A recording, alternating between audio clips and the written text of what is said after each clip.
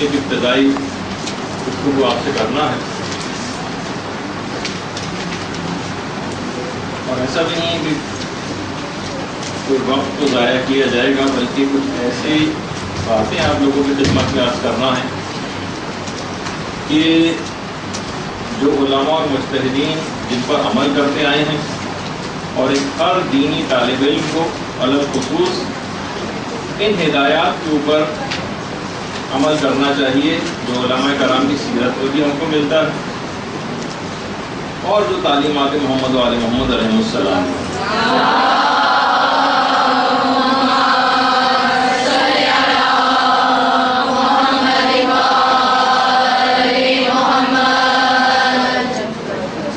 دیکھیے، سب سے پہلی بات جو کہ آج بیان ہو جائے،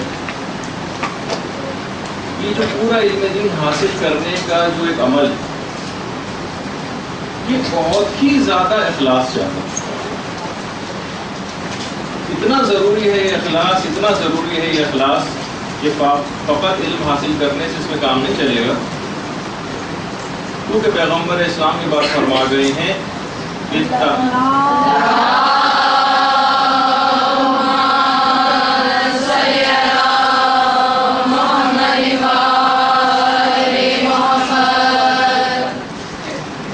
علماء بھی سب ہلاکت میں ہیں سوائے اس کے کہ جو اپنے علم کے اوپر عمل کرتے ہیں، اور سب عمل کرنے والے بھی ہلاکت میں ہیں سوائے ان کے کہ جو مخلصین ہیں، اور مخلصین بھی پیغمبر فرماتے ہیں کہ خطرے میں۔ سارے علماء ہلاکت میں ہیں سوائے عمل کرنے والوں کے، یعنی فقط علم سے کام نہیں چلے گا، عمل بھی کرنا پڑے گا۔ سب عمل کرنے والے بھی ہلاکت میں ہیں، صرف علم اور عمل سے کام نہیں چلے گا، نیت بھی ٹھیک ہونی چاہیے، یعنی مخلصین، اور مخلصین بھی خطرے میں ہیں، پیغمبر فرماتے ہیں، جو میزان الحکمہ کی حدیث۔ اس کے علاوہ یہ بات بھی بیان کر دی جائے کہ ہمارے بہت ہی بڑے عالم عارف گزرے ہیں، شیخ جعفر شستری، جن کی یہی خصائص الحسینیہ کے نام سے 2 والیوم میں کتاب کی ترجمہ ہوئی ہے اردو میں آج تک۔ شیخ جعفر شستری یہ بات فرماتے ہیں، دیکھیے بڑی عجیب و غریب بات کہی انہوں نے، کہ دیکھیے تمام انبیاء اب تک یہ بات کہتے آئے ہیں کہ خدا کے ساتھ کسی اور کو شریک نہ کرو۔ شیخ جعفر شستری فرماتے ہیں کہ میں یہ کہتا ہوں خدا کے لیے کسی کام میں تو خدا کو شریک کر لو، کیونکہ بڑی عجیب و غریب بات ہے، وہی اخلاص بھائی۔ تمام انبیاء یہ بات کہتے آئے ہیں کہ خدا کے ساتھ کسی کو شریک نہ کرو، وہ کہتے ہیں میں یہ کہتا ہوں کہ خدا کے لیے کسی کام میں تو خدا کو اپنے ساتھ شریک کر لو۔ تو بہرحال اخلاص ایک ایسی چیز ہے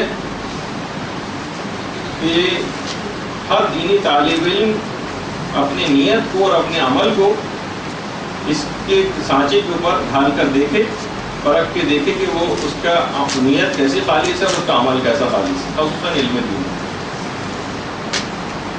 یہ جن شخصیت کی تصویر ابھی آپ کے سامنے،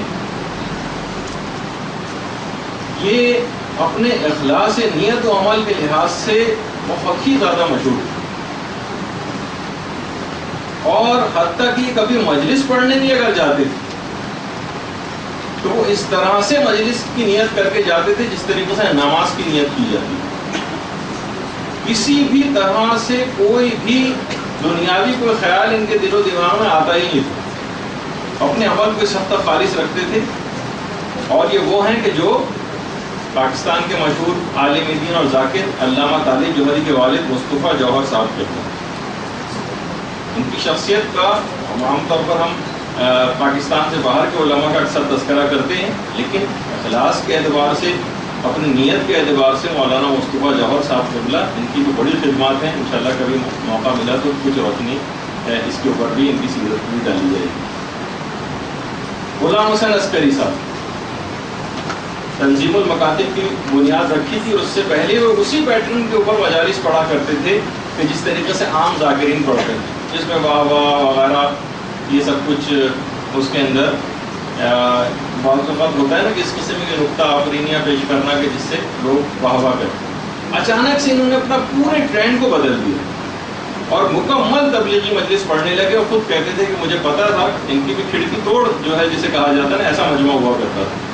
لیکن جب اخلاص پیدا ہوا، معلوم تھا کہ اب جب سے میں نے یہ مجالس پڑھنی شروع کی اس انداز کی تبلیغی، تو مجمع میرا بہت کم ہو جائے گا. لیکن پروردگار نے ایک ایسا کام ان سے لیا اور تنظیم المکاتب کی بنیاد رکھی، اور آج انڈیا اور پاکستان کے اندر ہزاروں مدرسے انہی کی کوششوں کے نتیجے میں جو اس وقت جہاں بھی کام کر رہے ہیں، انہی کی کوششوں کی وجہ سے اب تک کام کرتے نظر آ رہے ہیں.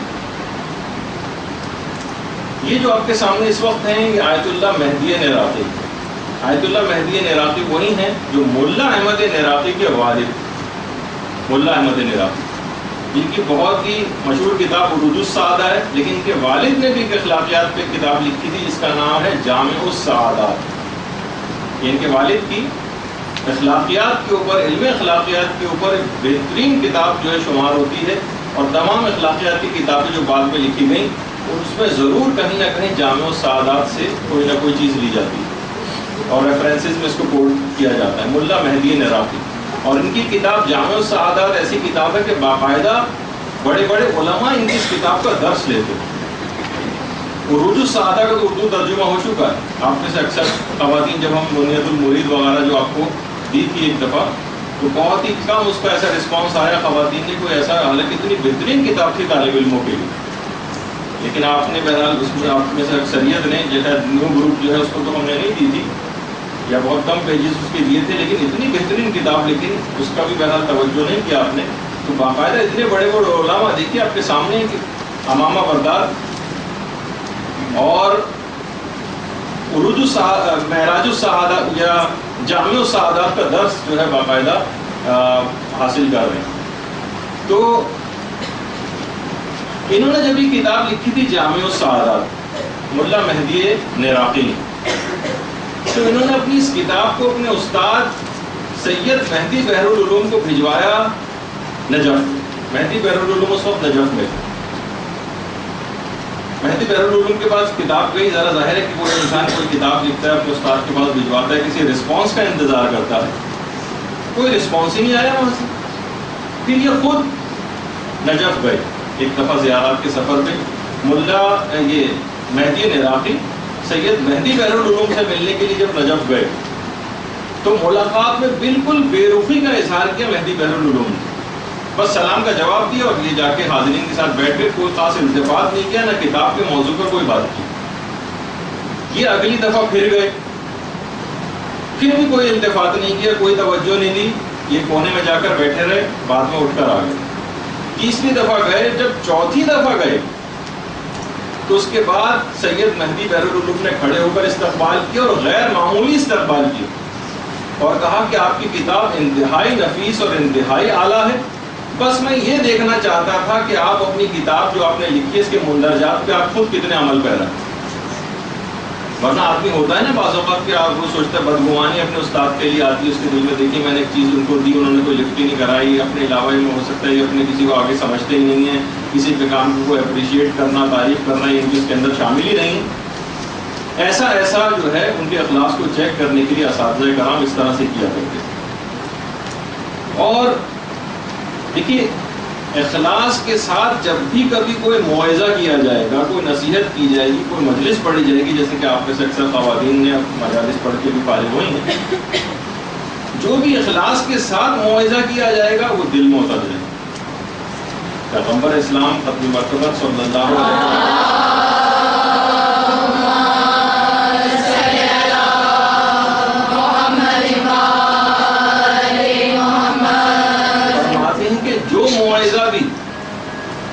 جو موعظہ بھی یا جو نصیحت بھی دل سے کی جاتی ہے وہ دل میں جا گھستی ہے، اور جو فقط زبان سے کی جاتی ہے وہ صرف کان کی حد تک رہ جاتی ہے. جو بہرحال یہ جو غیر مخلص یا بے عمل قسم کی نصیحت کرنے والے یا بے عمل قسم کی مجالس پڑھنے والی خواتین، ان کی تقاریر میں کوئی خاص اثر ہوتا نظر نہیں آئے گا آپ کو، اور لوگوں میں کوئی ایسی تبدیلی ہوتی نظر نہیں آئے گی کہ بھائی فلاں کی مجالس سننے سے دیکھیے فلاں خاتون نے پردہ کرنا شروع کر دیا، فلاں خاتون کی مجالس سننے کی وجہ سے ان کی بات میں اتنی اثر تھی، کتنی خواتین نے مثلا غیبتیں کرنی ترک کر دی.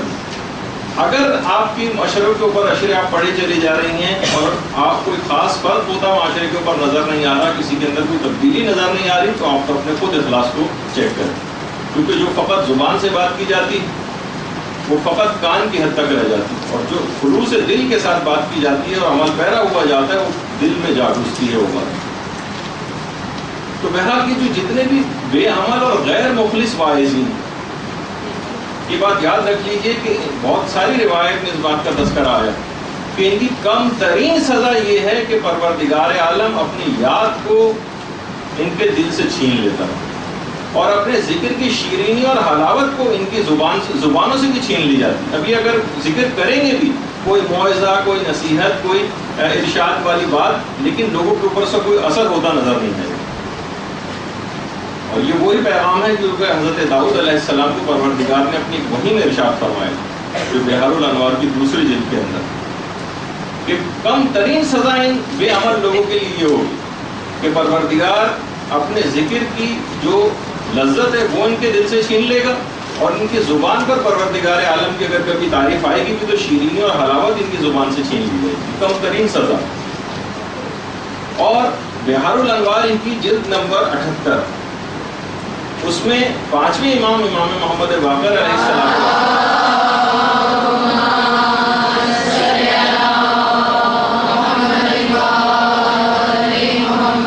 فرماتے ہیں کہ من عمل بما علم علمہ اللہ ما لم یعلم، اگر کوئی اپنے علم کے اوپر عمل کرتا ہے تو پروردگار اسے وہ علم عطا کرتا ہے جو وہ اس سے پہلے جانتا بھی نہیں، جو اس سے پہلے وہ جانتا بھی نہیں۔ یعنی اگر آپ نے، جب یہ کہا جاتا ہے، بڑا سونے میں تولے جانے والا جملہ ہے آغا بہجت کا، کہ عرفان یہی ہے کہ جتنا تمہیں علم ہے بس اپنے علم کے مطابق عمل کرو۔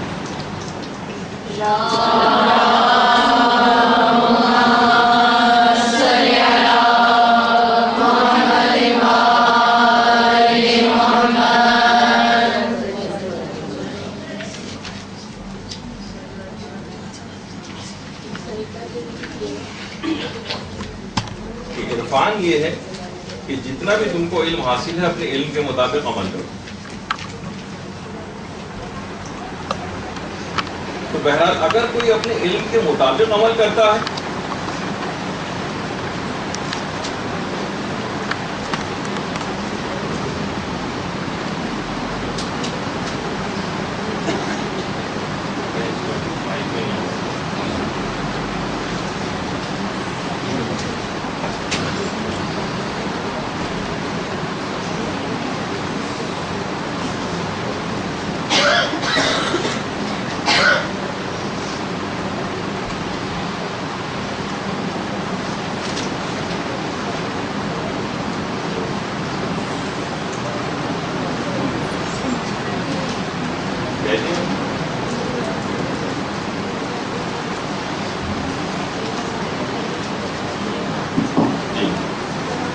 تو بہرحال پروردگار عالم اس کو وہ علم عطا کرے گا کہ جو اس سے پہلے وہ جانتا بھی نہیں۔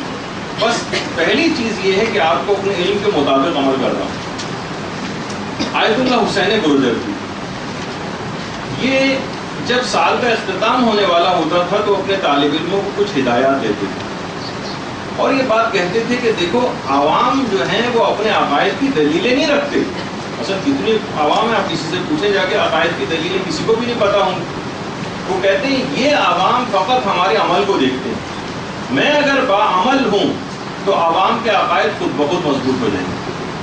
عوام دلیلیں نہیں رکھتے اپنے عقائد کے لیے، یہ آپ کے عمل کو دیکھیں گی، جو وعظ و نصیحت کرنے جا رہی ہیں خواتین، جو مجالس پڑھنے جا رہی ہیں خواتین، جو مدرسے میں آنے والی خواتین ہیں، لوگ ان کے عمل کو دیکھ کر تقویت حاصل کریں گے۔ اور اگر وہ دیکھیں گے کہ آپ عمل میں کمزور ہیں اور آپ وہ تمام خرابیوں کے اندر مبتلا ہے جس میں عام معاشرہ مبتلا ہے، تو ان کا اعتقاد اپنے مذہب سے کمزور ہوتا چلا جائے گا، وہ اور زیادہ بے عمل قسم کے لوگ بنتے چلے جائیں گے۔ اور یہی وجہ ہے کہ آیت اللہ کاظم یزدی، آیت اللہ کاظم یزدی وہ ہیں جو آپ نے کتاب سنی ہوگی العروۃ الوثقی، اس کو لکھنے والے آیت اللہ کاظم، یہ فرماتے تھے کہ صاحبان علم ایسے کام نہ کریں کہ مرتد لوگوں کے گناہ ان کے نامۂ اعمال میں لکھے جائیں.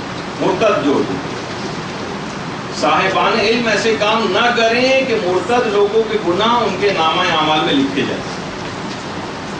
وہ کیسے؟ ان کے طرز عمل کی وجہ سے اور ان کی بے عملی کی وجہ سے. اچھے لوگ دین سے بدزن ہو جاتے ہیں. اچھے لوگ. ایک سفر پہ میرے ساتھ ایک مقدس سفر حج پہ ایک صاحب تھے جو کہ پنجاب سے تعلق رکھتے تھے. انہوں نے بتایا کہ کراچی سے ایک بہت ہی مشہور ذاکر ہمارے پاس یہاں پر آئے ہیں اور وہ کتنے ہی دن پورا عشرہ وہاں پر پڑھ کے گئے. ان کے گھر ٹھہر کے گئے ہیں. کہہ رہے ہیں ان پورے 10 دنوں میں انہوں نے ایک نماز بھی نہیں پڑھی اور جبکہ وہ سوائے قرآن و حدیث کے کوئی بات ہی نہیں کرتے اور بڑی اچھی مجلسیں بھی وہاں پر باز و نصیحت کی بھی کر کے گئے اور پورے 10 دنوں میں ایک نماز بھی انہوں نے نہیں پڑھی. تو آپ اس سے اندازہ لگائیں کہ علماء یہ بات فرماتے تھے کہ عوام ہمیشہ اپنے جو اس معاشرے کے اندر صاحبان علم رہتے ہیں ان سے عمل میں ایک درجہ کم ہوا کرتے. ایک دفعہ بہت آپ کی سینئر جو کلاس ہے انہوں نے میں نے یہ بات بتائی. اگر آپ نماز شب کی پابند ہوں گی تو لوگ نماز فجر کو اول وقت میں پڑھیں گے. نماز شب نہیں پڑھیں گے, اول وقت میں نماز فجر پڑھیں گے. اگر آپ اول نماز شب کو ترک کر دیں گے تو لوگ ہو سکتا ہے کہ نماز فجر کو قضا کریں. آپ اگر اول وقت میں فجر پڑھیں گی, لوگ کیونکہ ایک درجہ آپ سے کم ہے, لوگ بالکل آخری وقت میں فجر پڑھیں گے. اگر آپ آخری وقت میں فجر پڑھیں گی تو عوام ایک درجہ آپ سے کم ہے, وہ نماز فجر کو قضا کریں گے. اگر آپ نماز فجر کو اکثر قضا کریں گی لوگ تارک الصلاۃ ہو جائیں گے, 5 وقت کی نماز نہیں پڑھیں گے. یہ بات یاد رکھ لیجیے کہ جتنا آپ اپنے عمل کے اندر بہتری لاتی جائیں گی اتنا عوام کے اندر تبدیلی نظر آئے گی. جو ملتا ہے بے عمل قسم کے جو واعظین, ایک دفعہ کسی جگہ زلزلہ آیا, ابھی آپ نے دیکھا کہ کچھ عرصے پہلے ہائیٹی میں جو زلزلہ آیا وہ تو خیر امریکیوں نے خود وہ زلزلہ لے کر آئے تھے اور باقاعدہ شاک ویوز کس طرح سے انہوں نے وہاں پر ڈیولپ کی تھی. بہت سے لوگ تو زلزلے خدائی طرف سے نہیں بلکہ وہ فالٹ لائنس میں خود جو ہے شاک ویوز داخل کرتے ہیں, اس کو باقاعدہ ڈائریکشنز بھی دیتے ہیں کس جگہ. اور کہا جاتا ہے کہ کافی سالوں پہلے جو ایران کے اندر زلزلہ آیا تھا یہ بھی امریکہ نے ہی پیدا کیا اور ابھی 2 لاکھ تو ہائیٹی کے اندر ہی جو ہے وہ ہلاک ہوئے ہیں لوگ. اور اس کے بعد کل والا جو زلزلہ آیا اس کے متعلق ابھی تک پتہ نہیں چل سکا کہ کیا ہے. تو بہرحال ایک صاحب تھے, کسی جگہ زلزلہ آیا اور بہت زیادہ افلاس اور دھوپ اور سب چیزیں وہاں پر پھیل گئی. انہوں نے جا کے مسجد کے اندر بہت زبردست قسم کی تقریر کی اور کہا کہ یہ ثواب ہے, یہ ثواب ہے, یہ ثواب ہے لوگوں کی مدد کرنے کا. ان کی بیوی بھی اس مجمع کے اندر بیٹھی ہوئی تھی, خواتین کے سیکشن. گھر آئی اور اس نے زیادہ تر چیزیں جو ہیں گھر کی صدقہ کر دی. یہ صاحب جب گھر آئے پوچھا لاؤ کھانا لاؤ, اس نے کہا وہ تو سارا میں نے, آپ نے خود ہی تو تقریر میں فرمایا تھا, وہ تو سارا میں نے صدقہ کر دیا. کہے بدبخت وہ تو دوسرے لوگوں کے لیے میں نے نصیحت بیان کی تھی, تم اپنے گھر کے لیے تھوڑی کی تھی. تو بعض اوقات یہ صورتحال ہو جاتی ہے دیکھیے کہ آپ کو خود پہلے عمل پیرا ہونا پڑے گا ان تمام چیزوں کے اوپر, پھر اس کے بعد بات جو ہے وہ آگے بڑھے گی. اگر آپ جھوٹ کو اپنی تقریر کے اندر اس کی مذمت بیان کر رہی ہیں تو پہلے آپ کو جھوٹ کو خود ترک کرنا پڑے گا. اگر آپ گناہوں سے بچنے کی کوئی ترغیب بیان کرنی ہے تو ان گناہوں سے پہلے آپ نے آپ کو خود آپ کو بچانا پڑے گا. غیبت سے بچنے کی کوئی آپ بتا رہی ہیں کوئی ترکیب, تو پہلے آپ کو خود اس کے اوپر عامل ہونا پڑے گا, پھر کہیں جا کے اس کے اندر کوئی بہتری آپ کو جو ہے وہ نظر آئی.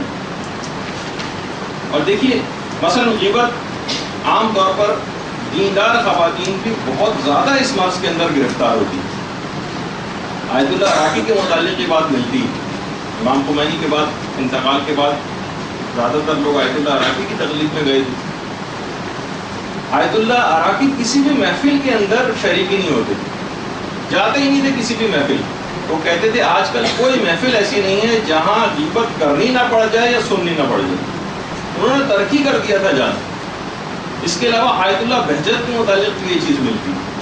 وہ بھی زیادہ محافل کے اندر جایا نہیں کرتے تھے, سوائے کہ عین موقع پر آ کر پہنچتے تھے, کوئی بھی مجلس وغیرہ سنی اور اس کے بعد وہاں سے اٹھ کر چلے گئے. لیکن عام کسی زیادہ لوگوں سے میل جول کس طرح سے نہیں رکھتے تھے اور کسی محفل میں بھی نہیں جایا کرتے تھے. وہ کہتے تھے کہ مجھے ڈر ہے کہ کہیں مجھ کو غیبت سننا نہ پڑ جائے. تو بہرحال اور چیز بھی ایک ایسی، اس کے اندر لطف اتنا زیادہ ہے کہ خود آیت اللہ بہجت فرماتے تھے عذرائے مذاق کہ اگر مجھے کسی ایک گناہ کو کرنے کا اختیار مل جائے تمام گناہوں میں سے تو میں غیبت کا انتخاب کروں. بڑا مزہ آتا ہے اس کے اندر غیبت کرنے میں. تو بہرحال چاہے آدمی دیندار ہو کچھ ہو، علماء کہتے ہیں واحد وہ جگہ کہ جہاں پہ ہمیں اجازت ملتی ہے، جیسے آپ کو پہلے جب غیبت کی کلاس ہوتی ہے اس میں بھی بتایا تھا کہ علم الرجال کے اندر خوب غیبتیں کر کے اپنے دل کے ارمان جو ہے پورے کرتے ہیں. تو بہرحال اور آیت اللہ حجت یہ فرماتے ہیں کہ خاص طور پر علماء کی غیبت کرنا، مراجع کی غیبت کرنا، نائبین امام کی اس طرح سے غیبت کرنا کہ دراصل خود امام زمانہ کی غیبت کرنے کے برابر ہے. اور یہ عمل خدا کی ناراضگی کا سبب بنے گا اور ایک ایسا عذاب نازل ہوگا ان لوگوں کے اوپر کہ آپ پھر ان کی زندگیوں میں اس چیز کا جو ہے وہ مشاہدہ کر سکیں.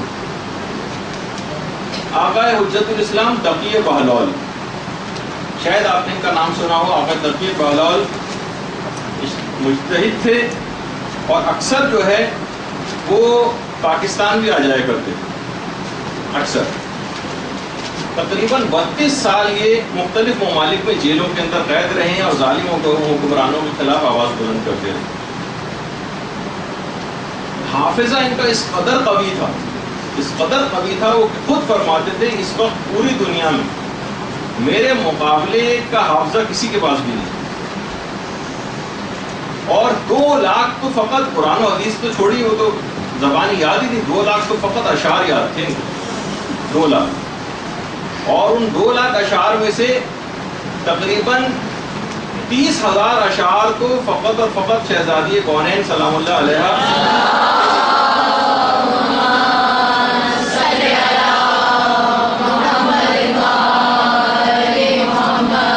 کچھ ہی عرصے پہلے آقا تقی بہلول کا انتقال ہوا ہے. ان کو بہلول ثانی کہا جاتا ہے. بہلول اول تو وہ تھے جو کہ بادشاہوں کے دور میں ائمہ کے ادوار میں تھے اور بہرحال یہ پاکستان آ جاتے تھے اور اکثر بتائے بغیر بھی آ جاتے تھے. پروٹوکول وغیرہ بھی نہیں ہوتا تھا، جہاں کہیں ملیل وغیرہ کے علاقے میں آ کر ٹھہرتے تھے تو جب ایرانی کونسلیٹ کو پتہ چلتا تھا تو بھگدڑ مچ جاتی تھی، گاڑیاں پہنچ جاتی تھی، پولیس گارڈ وغیرہ جاتی تھی. تو بہرحال یہ بالکل ایک سیدھے سادے سے اپنے اولیے کے اندر اور اکثر بازاروں میں اس طرح سے گھومتے بھی پھرتے تھے پاکستان آ کے. ابھی کچھ چند سال پہلے ان کا انتقال ہوا. تو بہلول اول تو وہ تھے جو اس سے پہلے ان کو بہلول ثانی کہا جاتا. وہ بھی خیر آپ کو معلوم ہی ہے کہ وہ یعنی کوئی دیوانے نہیں تھے. خود ہارون بھی یہ جانتا تھا یہ بات، ہارون رشید عباسی، کہ یہ جو ہیں کوئی دیوانے نہیں ہیں، بلکہ خود کہتا تھا کہ ما جنہ ولکن فر بدینہ منا. وہ کہتا تھا مجھے معلوم ہے کہ یہ دیوانے نہیں ہیں بلکہ فقط اپنے دین کو بچانے کے خاطر مجھ سے بھاگ رہے. یہ جملہ ہے ہارون رشید کا. تو بہرحال ان کے متعلق مجھے ایک بات بتانی ہے، خاص طور پر ان کی زوجہ کے متعلق. اس سے آپ کو ایک چیز کا اندازہ ہو جائے گا کہ ہر صورت میں اپنے آپ کو ان گناہوں سے بچانا کس قدر ضروری ہے، خاص طور پر غیبت کے اس گناہ سے جو بھی گفتگو میں آئے گی. ورنہ یہ دیندار خواتین یا مجالس پڑھنے والے بھی جو اس کی مذمت کرتی ہیں وہ بھی اگر اس میں گرفتار رہیں تو آپ خود سوچیے کہ ابھی اس کا انجام وہ ہوگا جو بھی آپ سنیں. آقا تقی بہلول نے خود اپنی سوانح عمری جو بیان کی ہے اس میں کہتے ہیں کہ مجھے اپنی زوجہ سے بڑی محبت تھی. اس کے انتقال کے بعد میں اکثر اس کو یاد کر کے روتا تھا. اور ایک دفعہ انہوں نے کہا کہ پروردگار اگر وہ میری بیوی نجات یافتہ، اگر وہ نجات یافتہ ہے تو وہ میرے خواب میں آئے. ایک دفعہ اس کو اسی طرح سے یاد کر رہے تھے کہ سو گئے. دیکھا انہوں نے کہ کوئی شخص دروازے پہ دق الباب جسے کہا جاتا ہے وہ کوئی دروازہ کھٹکھٹا رہا اور کسی شخص نے آ کر کہا کہ تمہاری بیوی تمہارا باہر انتظار کر رہی ہے. شیخ بہلول کہتے ہیں کہ میں فوراً باہر نکلا. بہلول تو ان کو لوگ کہنے لگے تھے ان کی ظالم حکمرانوں کے خلاف جدوجہد دیکھ کے، ویسے ان کا نام تھا تقی، کہ آپ کی بیوی آپ کا انتظار کر رہی ہے. کہہ رہے میں فوراً گھر سے باہر نکلا تو دیکھا دروازے پر میری مرحومہ جو بیوی ہے وہ بہترین کپڑے اور سبز رنگ کی چادر پہن کے کھڑی ہوئی. یہ حیران رہ گئے، ارے تمہارا تو انتقال ہو چکا تھا، میں تو خود تمہیں دفن کر کے آیا ہوں. اس نے کہا ہاں آپ نے تو مجھ کو بلایا ہے. مجھے تھوڑی دیر کے لیے فقط اجازت ملی ہے تو میں آپ کے پاس آئی ہوں، مجھے بھی آپ سے ایک کام ہے۔ اب یہ بلال کہنے لگے، میں نے اس سے پوچھا کہ کیا کام ہے اور تم آئی کس طرح سے یہاں پر؟ اس نے کہا اس چھوٹے سفید طیارے میں جو پیچھے کھڑا ہوا۔ کہہ رہے ہیں پیچھے جب اس کو دیکھا تو میں دیکھ کر حیران رہ گیا، اتنا خوبصورت اور بہترین سواری۔ لیکن وہ جنت میں ملتا بھی ہے نا، کہ جنت میں کس طرح سے لوگ اڑتے پھریں گے اور یہ فلائنگ کارپیٹ اور اس کا جو ایک آپ کے دماغ میں تصور آتا ہے، بہرحال جنت کی ایک سواری۔ کہہ رہے میں دیکھ کر اسے حیران رہ گیا۔ کہنے لگی کہ یہ تو آپ اسے دیکھ کر حیران ہو رہے ہیں، جنتیوں کے پاس ایسی ایسی سواریاں ہیں کہ میں اپنی سواری اور ان کی سواری جب دیکھتی ہوں تو اپنی سواری پر شرمندگی محسوس کرتی ہوں۔ اور کہہ رہے ہیں کہ ایسے ایسے جہاز ہیں وہاں پر کہ جو نہ آنکھوں نے کبھی دیکھے اور نہ سنے، اور ہر آن ان سواریوں کا ایک الگ جلوہ ہوتا ہے جنت میں۔ انہوں نے کہا کہ جب اعمال کی جانچ پڑتال میری ہو رہی تھی تو سوائے ایک گناہ کے میرے نام اعمال میں کوئی اور گناہ نہیں تھا، غیبت کا گناہ۔ مجھے اس کی بنا پر فشار قبر بھی ہوا اور یہ حکم ہوا کہ مجھے ان ارواح کے ساتھ برزخی زندگی کے اندر رکھا جائے جن پر قیامت تک عذاب ہوتا رہتا۔ لیکن اچانک سے جب یہ سزا سنائی گئی تو اچانک ہی ایک آواز آئی، کیونکہ اس خاتون نے بہت زیادہ مصیبتیں برداشت کی ہیں دنیا میں۔ لیکن مصیبتیں برداشت کرنے کا ایک فائدہ ہے، جو ہم یہاں پہ خدا سے شکایتیں کرتے رہتے ہیں، اس کا فائدہ ہے کہ وہاں کس طرح سے مصیبتوں کی بنا پر عذاب برطرف ہوتا ہے، کیونکہ اس نے بہت مصیبتیں برداشت کی ہیں۔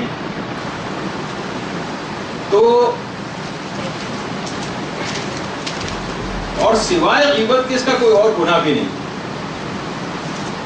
تو اس کو ان ارواح کے ساتھ نہ رکھا جائے اور اسے قیامت تک کی مہلت دی جائے کہ جن لوگوں کی اس نے غیبتیں کی ہیں ان سے جا کر کے معافی مانگے۔ قیامت تک کا اس کے پاس ٹائم ہے، اگر ان لوگوں کو راضی کر لے گی تو ٹھیک ہے، ورنہ قیامت میں ایک بڑے مقدمے کے اندر اس عورت کو پھنسنا ہوگا۔ ایک آواز آئی اس کو، وہ خود بتا رہی۔ تو انہوں نے کہا کہ مجھے آپ سے یہ درخواست کرنی تھی، آپ بھی مجھ سے ملنے کی خواہش رکھتے تھے، لیکن مجھے آپ سے درخواست کرنی تھی، جس علاقے سے میں آئی تھی وہاں میری عادت تھی کہ میں عورتوں کے ساتھ بیٹھ کر بہت زیادہ غیبتیں کرتی بھی تھی اور سنتی بھی تھی۔ تو آپ وہاں جا کر کسی طریقے سے بھی پیغام پہنچائیں کہ لوگ وہاں جن کی میں نے غیبتیں کی اس علاقے میں سب لوگوں میں اعلان کروا دیں کہ وہ مجھے معاف کریں۔ اور اس کے بعد اس نے کہا کہ اب مجھے واپس جانا۔ اچھا، اب میں زیادہ دیر نہیں ٹھہر سکتی یہاں پر، اور آپ مجھے اپنی دعاؤں میں فراموش بھی نہ کیجیے گا۔ آیت اللہ تقی بہلول نے کہا کہ تم کچھ دیر اور ٹھہر جاؤ نا۔ اس نے کہا نہیں، جنت میں یا وہ جو برزخی زندگی جہاں سے آئی تھی وہاں نماز جماعت کا وقت ہو گیا، نماز جماعت کا وقت ہو گیا۔ یہ بڑے حیران ہوئے کہ نماز جماعت کا وقت، کون نماز جماعت وہاں پہ پڑھاتا ہے؟ انہوں نے کہا ہم عورتوں کو فقط ایک آواز آتی جس سے ہم قیام، رکوع، سجدہ وغیرہ کرتے ہیں، ہمارے سامنے کوئی نہیں ہوتا، بس ہم اس آواز کی اقتدا اور پیروی کرتے ہیں۔ تو انہوں نے کہا کہ کیا اچھا جنت میں اس طرح سے نمازیں بھی پڑھی جاتی ہیں؟ کہاں واجب تو نہیں ہے وہاں نمازیں، لیکن ہر شخص اپنے شوق اور خوشی سے پڑھتا۔ آقا تقی بہلول نے پوچھا کتنے وقت کی نماز وہاں پہ پڑھی جاتی ہے؟ انہوں نے کہا 5 وقت نماز پڑھی جاتی ہے۔ کہا لیکن ہم تو اس دنیا کے اندر 3 اوقات کے اندر 5 نماز، یعنی اوقات تو 5 ہیں لیکن 3 سمجھے جو مخصوص اوقات ہے اس میں نماز پڑھ لیتے ہیں۔ اس نے کہا یہ پروردگار کی طرف سے آپ لوگوں پر اس دنیاوی زندگی میں لطف و کرم۔ آقا تقی بہلول نے کہا کہ اس طرح تو اگر وہاں پر 5 اوقات میں نمازیں ہوتی ہیں تو اس طرح جو ہمارے مخالف فرقے کے لوگ ہیں وہ صحیح ہوئے۔ انہوں نے کہا کہ یہ بات یاد رکھ لیجئے کہ جو شخص بھی اہل بیت کی محبت نہیں رکھتا اس کی وہ نماز قبول ہی نہیں ہوتی، اور فقط اتنی نماز قبول ہوتی ہے کہ جتنی وہ محبت اہل بیت اس دنیا میں رکھتا ہے، یعنی وہ غیر شیعہ۔ اور کہا کہ برزخی زندگی میں ان لوگوں کی نمازیں غیر شیعوں کی یہ وحشی جانوروں کی شکل میں نظر آتی ہیں، اور ان کی نمازیں ریچھوں اور بندروں کا رقص جیسی محسوس ہوتی ہیں برزخی زندگی۔ اور جتنی فقط ان لوگوں کو محبت اہل بیت ہوتی ہے فقط اتنی ان کی نمازیں جو ہیں قبول کی جاتی ہیں، اور کچھ کو آسانیاں کچھ مہیا کی جاتی ہیں اور ان آسانیوں کے بعد ان کے عذاب میں تخفیف کی جاتی ہے۔ اور ان میں سے زیادہ تر کی جو نمازوں کا ثواب ہے شیعوں کے نامہ اعمال میں منتقل کر دیا جاتا ہے. دیکھیے کتنا تفصیلی خواب ہے. ایک ایک چیز ان کی بیوی نے ان کو خواب میں بتائی. اچانک سے پھر ایک تیز آواز آتی ہے کہ ملاقات کا وقت ختم ہو گیا ہے. اب وہ فوراً وہ کہتی ہیں کہ بیوی کہتی ہے خدا حافظ, اور اس کے بعد بجلی کی تیزی سے اپنی سواری پر سوار ہوتی ہے اور وہ جہاز پرواز کر جاتا ہے. اور اسی وقت شیخ تقی بہلول کہتے ہیں کہ میری جو ہے آنکھ کھل گئی.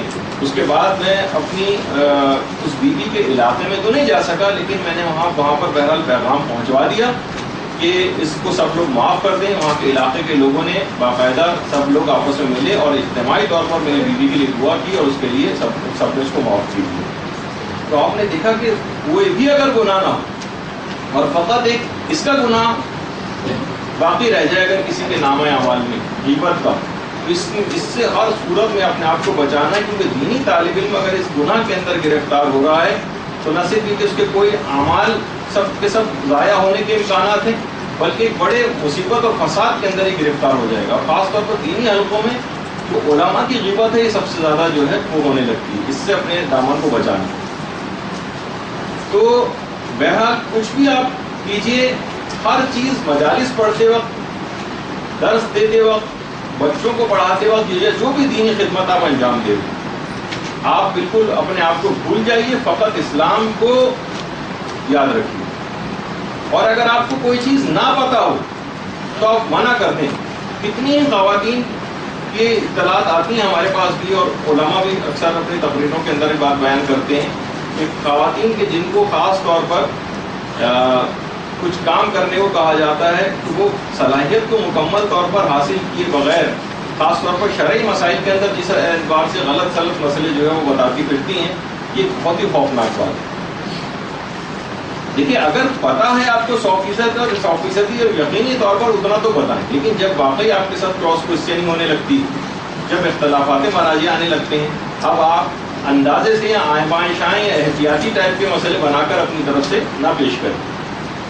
نہ اگر پتہ ہو تو ضرور بتائیے, کیونکہ بہرحال یہ بھی ہے کہ جس کو پتہ ہو اور وہ پھر بھی نہ بتائے, جس کو کاتم العلم کہا جاتا ہے, تو تمام اشیاء اس کے اوپر لعنت کرتی ہیں. حتیٰ کہ پیغمبر فرماتے ہیں دریا کی مچھلیاں اور ہوا میں اڑنے والے, فضا میں اڑنے والے پرندے تک اس کے اوپر لعنت کرتے ہیں جو اپنے علم کو چھپاتا ہے. اور یہ بھی کہا جاتا ہے کہ علم کی جو زکوٰۃ ہے اصل میں اس کو نشر کرنا, اور زکوٰۃ العلم بذلہ لمستحقہ, جو امیر المومنین علی بن ابی طالب علیہ السلام.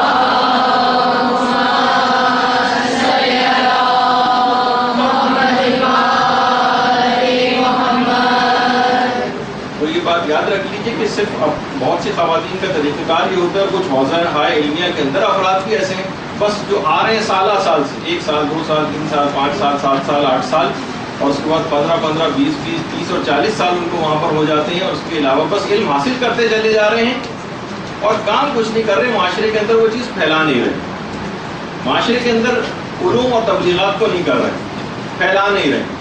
تو باقاعدہ ایک عالم نے جب دیکھا کہ ایک دوسرے عالم کو کچھ کہتے نہیں اور صرف علم حاصل کرتے جا رہے ہیں, تو باقاعدہ ان کو ترغیب دینے کے لیے, ان کو متنبع کرنے کے لیے ان سے ایک سوال کیا. شرعی مسئلہ میں آپ سے پوچھنا چاہتا ہوں. انہوں نے کہا جی فرمائیے.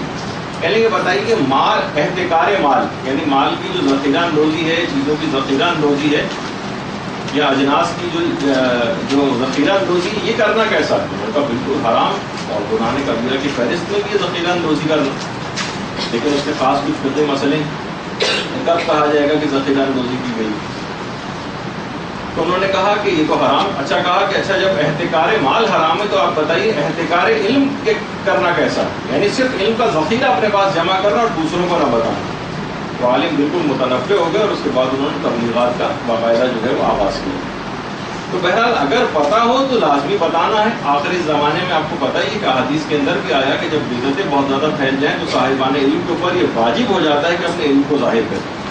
اپنے علم کو ظاہر کرنا کہا گیا ہے, اپنی شخصیت کو بنانا, اپنی شخصیت کو لوگوں کے سامنے لانا, اسباب شہرت کو اختیار کرنا, یہ مراد نہیں ہے. اس سے اپنے علم کو ظاہر کریں, لوگوں کی غلط فہمیاں دور کریں, اسلام کے متعلق جو مسکنسیپشنز ہو رہے ہیں یا جو بدعتیں پھیل رہی ہیں ان کو دور کریں, اپنے علم کو ظاہر کریں, نہ کہ اپنی شخصیت کو پروموٹ کریں. تو بہرحال ہاں اگر نہیں پتہ ہے تو آپ یہ بات یاد رکھ لیجئے, آپ کہہ دیجئے کہ مجھے نہیں آتا, پوچھ کے بتاؤں گی. ہو سکتا ہے ایک ہی نشست کے اندر 10 دفعہ آپ کو یہ کہنا پڑے کہ مجھے معلوم نہیں. شرح نہج البلاغہ میں باقاعدہ ابن ابی الحدید معتزلی نے امیر المومنین کو جو حدیث نقل کی کہ لا ادری نصف العلم، یہ جو آپ کہتی ہیں نا کہ مجھے نہیں معلوم، یہ آدھا علم ہے، آدھا علم۔ امام خمینی مرجع وقت اور کتنی علم کے اعتبار سے کیسی پہاڑ شخصیت۔ امام خمینی سے ایک دفعہ کسی شخص نے ایک سوال پوچھا، اول تو امام خمینی زبانی سوال و جواب کو پسند نہیں فرماتے، کیونکہ بعض اوقات چیزیں دماغ میں نہیں ہوتی، دیکھنا بھی پڑ جاتی ہیں، تو بہت احتیاط کرتے، کہتے تھے نہیں لکھ کر پوچھو۔ انہوں نے کہا کہ اتنا چھوٹا سا صرف ایک مسئلہ پوچھنا ہے، زبانی بتاتے، کہا نہیں لکھ کے پوچھو۔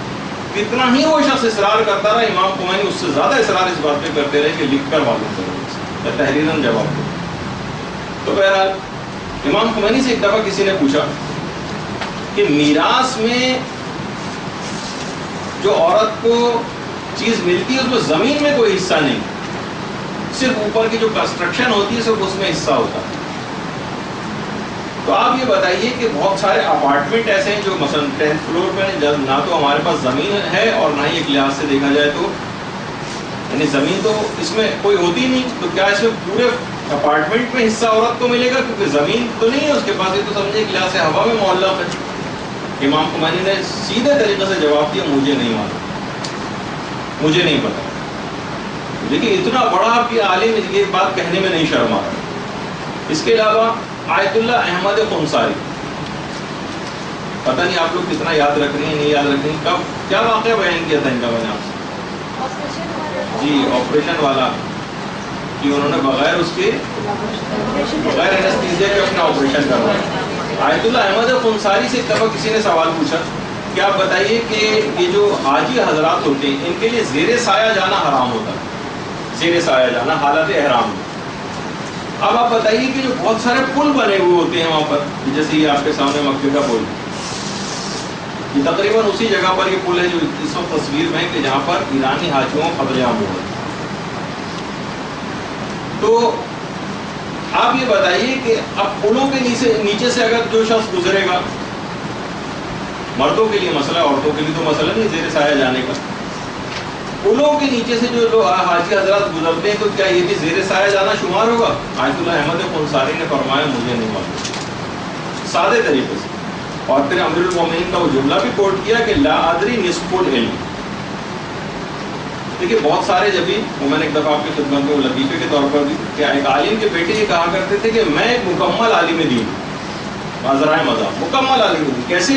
وہ کہتے تھے اصل میں حدیث میں بھی یہ بات آئی ہے کہ ولد العالم نصف العالم، عالم کا بیٹا آدھا عالم ہوتا ہے، تو آدھا عالم میں یہاں سے ہو گیا۔ پھر ہر سوال کے جواب میں کہتا ہوں لا ادری، مجھے نہیں پتا، تو یہ پورا مکمل علم میرے پاس آتی ہے۔ جیسے بہت سے لوگ کہتے ہیں کہ بس شادی کر لیجیے، نصف دین تو ویسی شادی سے محفوظ ہو جاتا ہے، باقی صفائی ستھرائی کا خیال رکھ لیجیے تو اس سے بھی وہ بھی صفائی کی نصف ایمان ہے، تو پورا مکمل ایمان انسان کے پاس حاصل ہو جاتا ہے۔ تو بہرحال اسی طریقے سے تو اب یہ سب باتیں کیوں ہو رہی ہیں؟ وہ دیکھیے وہ اس وجہ سے کہ ان تمام چیزوں کا آپ کو حساب دینا پڑے گا۔ یہ جو ہم زبان سے کوئی بھی جملہ اس طرح سے نکالتے ہیں اس کا باقاعدہ ایک حساب دینا پڑتا ہے۔ آیت اللہ بہجت ایک دفعہ قوم ہی کے حوض علم کے استاد تھے، وہ یہ فرماتے ہیں، جن کا نام ہادی تھا، وہ یہ فرماتے ہیں ایک دفعہ میں آیت اللہ بہجت کے پاس ایک سوال پوچھنے کے لیے گیا۔ جب وہاں گیا تو میں نے دیکھا کہ وہاں بہت بڑا مجمع لگا ہوا ہے، پہلے سے ان کے پاس لوگ سوال و جواب کر رہے ہیں، میرے نوبت ہی نہیں آ رہی بات کرنے کی کہ میں کب سوال ان سے پوچھوں، میں بڑا جھنجھلایا ہوا کہ لوگ موقع ہی نہیں دے رہے سوال پوچھنے کا۔ اچانک سے تھوڑی ہی دیر بعد آیت اللہ بہجت ان کی طرف مڑے اور کہہ رہے ہیں میرے سوال میں نے بیان بھی نہیں کیا تھا کہ انہوں نے جواب دیا جو میرے دل میں تھا، اور کہنے لگے یہ بات یاد رکھو جو لفظ بھی ہمارے منہ سے ابھی نکلتا بھی نہیں ہے مگر اس سے پہلے وہ امام زمانہ علیہ السلام تک پہنچ جاتا ہے۔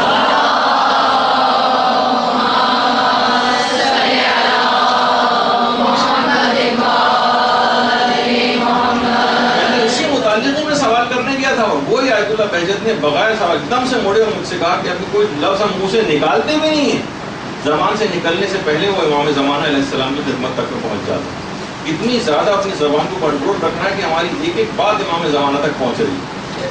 ہم کتنی غیبتیں کر رہے ہیں, کتنے جھوٹ بول رہے ہیں, کتنی زبانوں سے ایذائیں لوگوں کو پہنچا رہے ہیں.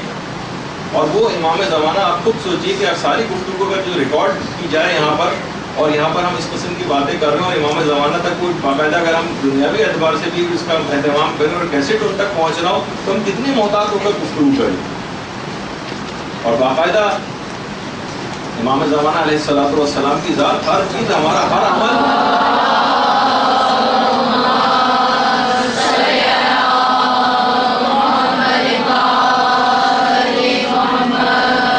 ان تک پہنچنا. اس کے علاوہ یہ کہ زبان سے نکلے, ابھی الفاظ بھی نہیں نکلے کہ ان تک پہنچ جاتے. ایک دفعہ یہ ہوا کہ امام خمینی کے جو بیٹے تھے احمد خمینی,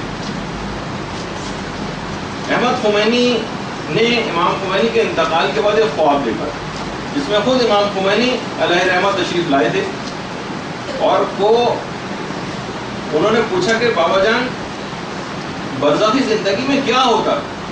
تو فقط ایک جملہ امام خمینی نے کہا, اچھا یہ جتنے بھی واقعات ہم دیکھتے ہیں نا برزخی زندگی کی, تو ابھی جو میں نے آپ کو سنا ہے تو بڑا طویل واقعہ تھا, حیرت انگیز واقعہ, لیکن برزخی زندگی میں جو بھی لوگ گئے ہیں وہ عام لوگوں سے جب خواب میں بھی ملاقات کرتے ہیں تو بہت جلدی میں ہوتے ہیں, زیادہ دیر ان کو ٹھہرنے کی اجازت نہیں ہوتی. امام خمینی نے بھی فقط ایک جملہ کہا اور اس کے بعد غائب ہو گئے. کہا کہ عالم برزخ میں ہاتھوں کو ہلانے تک کا حساب لیا جاتا ہے, ہاتھوں کو ہلانا. جب ہی بہت ساری روایت میں, اب ہمیں حیرانگی نہیں ہونی چاہیے, بہت سی روایت میں آیا ہے جملہ کہ پھونک مارنے تک کا حساب لیا جاتا ہے, پھونک مارنا. تو لہٰذا بہت سوچ سمجھ کر لوگوں کو دین کے مسائل بتائیں, بہت سوچ سمجھ کر زبان سے کوئی بھی دینی بات نکالیں, اور ہمارے پاس ایک مضبوط بنیاد ہونی چاہیے.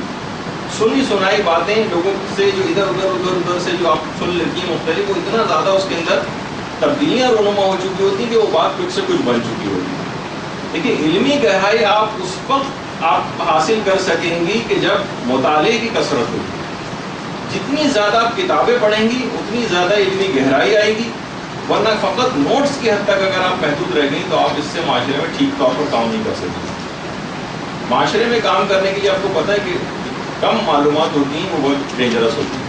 نیم ملا خطرہ ایمان ہوتا ہے, بالکل صحیح.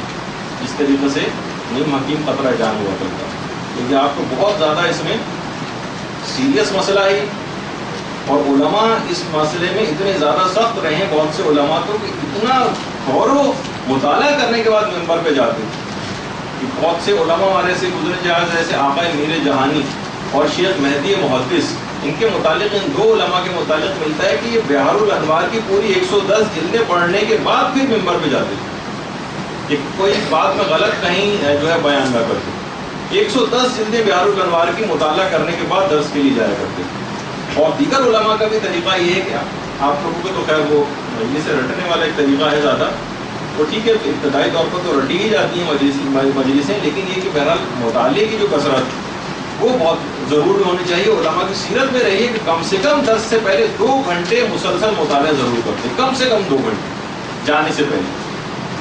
آپ کو تو خیر کوئی ریوائز کرنی ہوتی ہے, 10 15 20 جگہ کی تو پڑھ چکی ہوتی ہے تو بہت اچھے طریقے سے یاد ہوتی ہے, تو ضرورت ہی نہیں ہوتی اس سے پہلے کوئی مطالعہ کرنے کی. اچھا, اسی طریقے سے آیت اللہ حسین بروجردی یہ فرماتے تھے کہ جب رات شروع ہوتی تھی, رات ابھی شروع ہوئی ہے, مطالعے میں جب منہمک میں ہوتا تھا تو اکثر جب میں سر اٹھاتا تھا تو صبح سحر نمودار ہو چکا ہوتا, پتہ ہی نہیں چلتا تھا کہ رات کہاں گزر گئی. 8 گھنٹے تک سر بھی نہیں اٹھاتے تھے کتابوں سے, جب اتنے بڑے علمی مقامات تک یہ افراد پہنچے. اور ایک اور بات جو خصوصی طور پر طالب علموں کو یاد رکھنی چاہیے, علماء کی دیکھیں سیرت کی باتیں میں اسی وجہ سے بیان کر رہا ہوں کہ ان کو اپنانے کی کوشش کریں, ان کی سیرت کو تو کچھ بن پائیں, چھٹی نہ کریں. آیت اللہ شیخ جواد تبریزی یہ فرماتے تھے کہ آج 40 سال ہو گئے ہیں میں درس و تدریس میں چھٹی کے مفہوم سے ناشنا ہوں. 40 سال میں ایک دن بھی چھٹی, کہتے ہیں چھٹی کیا چیز ہوتی ہے؟ علوم تبلیغات محمد و آل محمد جو ہے پھیلانا, اس کو جو ہے وہ معاشرے کے اندر رائج کرنا, اس میں چھٹی کا کیا تصور ہے؟ 40 سال ہو گئے مجھے چھٹی پتہ ہی نہیں چھٹی کیا چیز ہوتی ہے.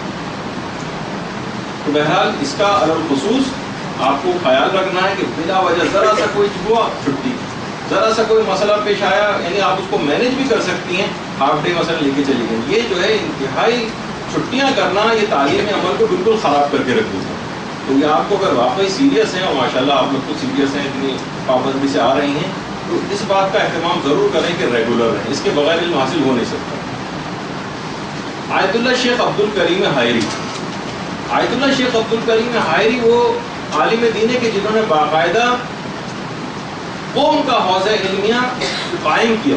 آج جو قوم میں حوضہ علمیہ قائم ہے اور علماء سے چھلک رہا ہے قوم، وہ یہی شیخ عبد الکریم حائری تھے جن کی تصویر آپ کے سامنے. ایک دفعہ قوم میں بڑی شدید برف باری ہو رہی اور شاگرد درس میں کافی کم بھی آئے، تو طالب علموں نے درخواست کی کہ آج تو چھٹی دے دی جائے، برف باری بھی ہو رہی ہے، حاضری بھی بہت کم ہے. جیسے آج ہماری پہلی کلاس ہے، شاید پہلی کلاس کو اہمیت ہی نہیں دی گئی کہ آپ میں 2 گروپ جو ہے ہمیں مرج کرنے پڑ گئے اور ایک کلاس کرنی پڑ گئی. تین گروپ. تو یعنی اس کا مطلب ہے کہ دماغ میں چلو پہلا تو ایسے ہی بیکار سا ہوگا، اگلی دفعہ سے جب درس کی مین اسٹریم لائن میں جو ہے آ جائے گا درس، پھر ہم کریں. تو اب کہا کہ طالب علم کم ہے، یا تو چھٹی کر دیں، برف باری بھی ہو رہی ہے. شیخ عبد الکریم حائری نے طالب علموں سے پوچھا کہ دیکھو اس برف باری میں کہ باہر جو بازار کھلے ہوئے ہیں اس میں کیا بازاروں میں بھی تعطیل ہے؟ طالب علموں نے کہا نہیں، وہ تو دکانیں سب کھلی ہوئی. کہہ رہے افسوس ہے کہ حکومت کے قائم کردہ بازاروں میں تو تعطیل نہ ہو، لیکن طالب علموں کو علم دین حاصل کرنے کی چھٹی کرنی پڑے. بڑی شرم کی بات.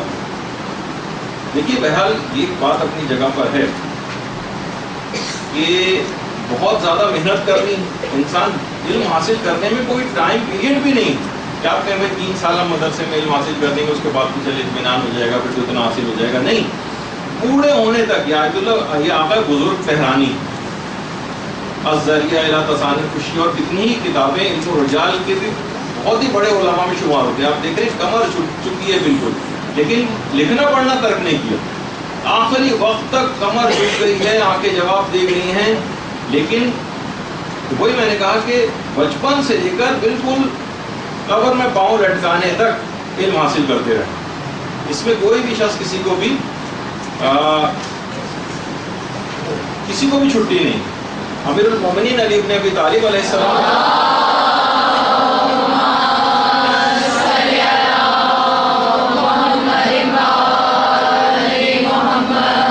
نہیں یحرز العلم الا من یطیل درسہ. جب تک طویل مدت تک علم حاصل نہ کیا جائے، جب تک علم حاصل ہو ہی نہیں سکتا. اس کے لیے طویل مدت چاہیے. یہی وجہ ہے کہ آیت اللہ حسین گرجردی جن کا ابھی میں نے اس سے پہلے بھی تذکرہ کیا تھا، پھر تذکرہ آ رہا ہے. ان کے دور میں طالب علم ایسا کوئی موقع پیش آ گیا کہ طالب علموں نے کئی دنوں کی چھٹیاں کر لی. تقریباً آدھا مہینہ ایسی چھٹیوں میں نکل گیا.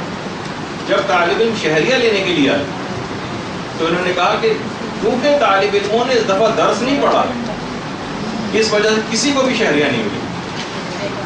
میں تم لوگوں کی وجہ سے جہنم میں نہیں جا سکتا. باقاعدہ آیت اللہ حسین گرجردی نے کہا. اس کے بعد کیا طالب علم وہاں سے تو خاموش ہو کر چلے گئے. پھر آیت اللہ گلپائگانی سید محمد رضائی گلپائگانی کو پتہ چلا تو انہوں نے باقاعدہ الگ سے پیسے طالب علموں کے لیے ان کو بھجوائے آیت اللہ گرجردی کو، اور پھر اس کے بعد وہاں سے تقسیم. اور خود امام خمینی علیہ رحمہ وہ فرماتے تھے کہ جو طالب علم بھی درس صحیح طور پر نہیں پڑھ رہا اس کے لیے مدرسے میں رہنا حرام ہے، چاہے وہ شہریہ لے یا نہ لے. یہ باقاعدہ امام خمینی کہا کرتے تھے. تو دیکھیے یہ سب چیزیں اس کے اوپر لوگوں کے وہ خرچ ہو رہے ہوتے ہیں. لوگ اپنے حلال کمائی میں سے پیسے ڈونیشن دے رہے ہوتے ہیں، نکال رہے ہوتے ہیں. کس طریقے سے آپ لوگوں کو یہ بزم سجانے میں کتنی مشکلات کا سامنا کرنا پڑتا ہے. اس کے بعد آپ بھی اگر صحیح طور پر سیریس نہیں ہوں گے علم دین حاصل کرنے میں تو یہ بات کس طریقے سے آگے بڑھ سکے؟ اس کا فائدہ کیا ہوگا؟ اتنے لوگوں کی محنت ہوگا. یہی وجہ ہے کہ آقا مجتہدی تہرانی جو اس وقت رہبر معظم کے سامنے تصویر میں بیٹھے ہوئے آپ کو نظر آ رہے ہیں، وہ رہبر معظم کا ان کا بھی کچھ ہی عرصے پہلے آقا مجتہدی تہرانی کا انتقال ہوا ہے. اور ان کے مدرسے کے متعلق خود رہبر معظم کا کہنا یہ ہے کہ ان کے مدرسے میں انسان تیار ہو. ان کا اب تو انتقال ہو چکا ہے.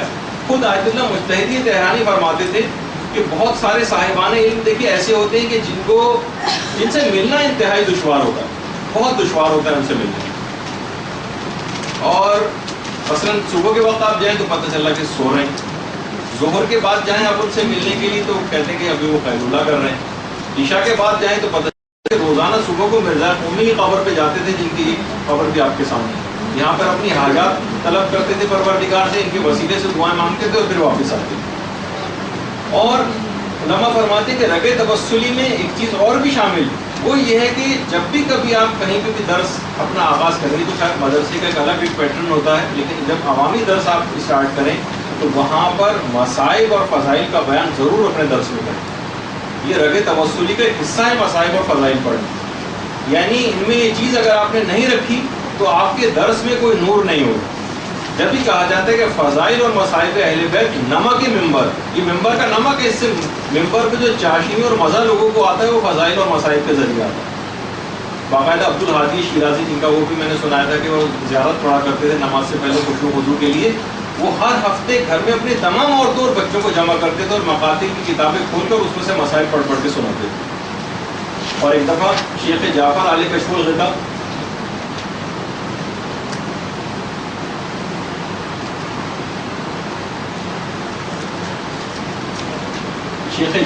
کشف الغطا انہوں نے ملتا ایک دفعہ کہ انہوں نے اپنی پوری تحقیق کے بعد اختلاف روایات کو ہٹا کر اور شہزادی کونین کی جو شہادت کی تاریخوں میں اختلاف ہے اس میں ایک نتیجے پر پہنچ گئے اور ایک حتمی تاریخ کا تعین کر دیا، تحقیق مکمل ہو کہ شہزادی کی شہادت اس تاریخ کو واقع ہوئی۔ ان کے شیخ جعفر علی کشف الغطا کے جو فرزند تھے انہوں نے شہزادی کونین کو خواب میں دیکھا۔ شہزادی کہنے لگی خواب میں آ کر اپنے باپ سے کہو کہ وہ کیوں چاہتے ہیں کہ لوگ کئی دنوں کے بجائے فقط ایک دن مجھ پر گریا کریں، اختلاف روایت کو ایسے ہی رہنے دو تاکہ لوگ کئی دنوں تک میری مظلومیت پہ گریا کریں۔ یہ خود رگ توسلی میں یعنی گریا اور مصائب، یہ تمام چیزیں یہ ضرور اس کے اندر جو ہے وہ شامل رکھنی چاہیے۔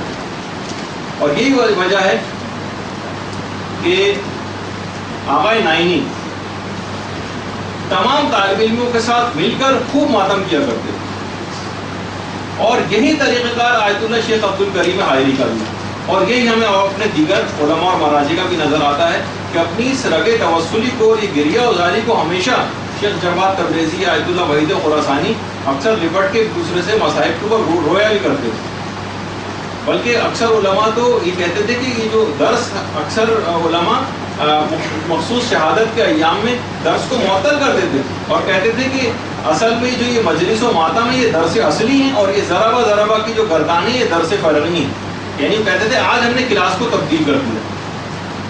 اور آیت اللہ مرشی نجفی فرماتے تھے کہ صرف ہمارے حجرے میں صرف 2 افراد کی گنجائش ہوتی تھی، میں اور امام خمینی دونوں مل کر شہادت کے ایام میں خوب زوردار ماتم کیا کرتے تھے اپنے حجرے میں۔ تو بہرحال دیکھیے بہت سے علماء تو اس طرح سے بھی توسل کرتے ہیں، اور ایک طریقہ کار یہ بھی مرزا قومی، جن کی ابھی آپ نے خبر بھی دیکھی تھی، ان کے متعلق ملتا ہے کہ یہ زیارت جامع کبیر پڑھ کر حضرت اسرائیل کو ہدیہ کرتے تھے کہ جب وقت مرگ میرا آئے اور روح نکالے جانے کا موقع ہو تو اس وقت حضرت اسرائیل مجھ پر آسانی کے ساتھ میری روح کو نکالے۔ یہ بھی آپ طریقہ کار رکھیں کہ جو ثواب ہے یہ حضرت اسرائیل کو بھی ہدیہ کیا کریں اس نیت سے، تاکہ جب وقت انتقال قریب آئے تو ہمیں اس سے اس کا فائدہ پہنچے۔ اور چوتھی رگ جو ہونی چاہیے رگ جدوجہدی، رگ مقدسی، رگ توسلی، اور چوتھی رگ اس کا نام ہے رگ عوامی۔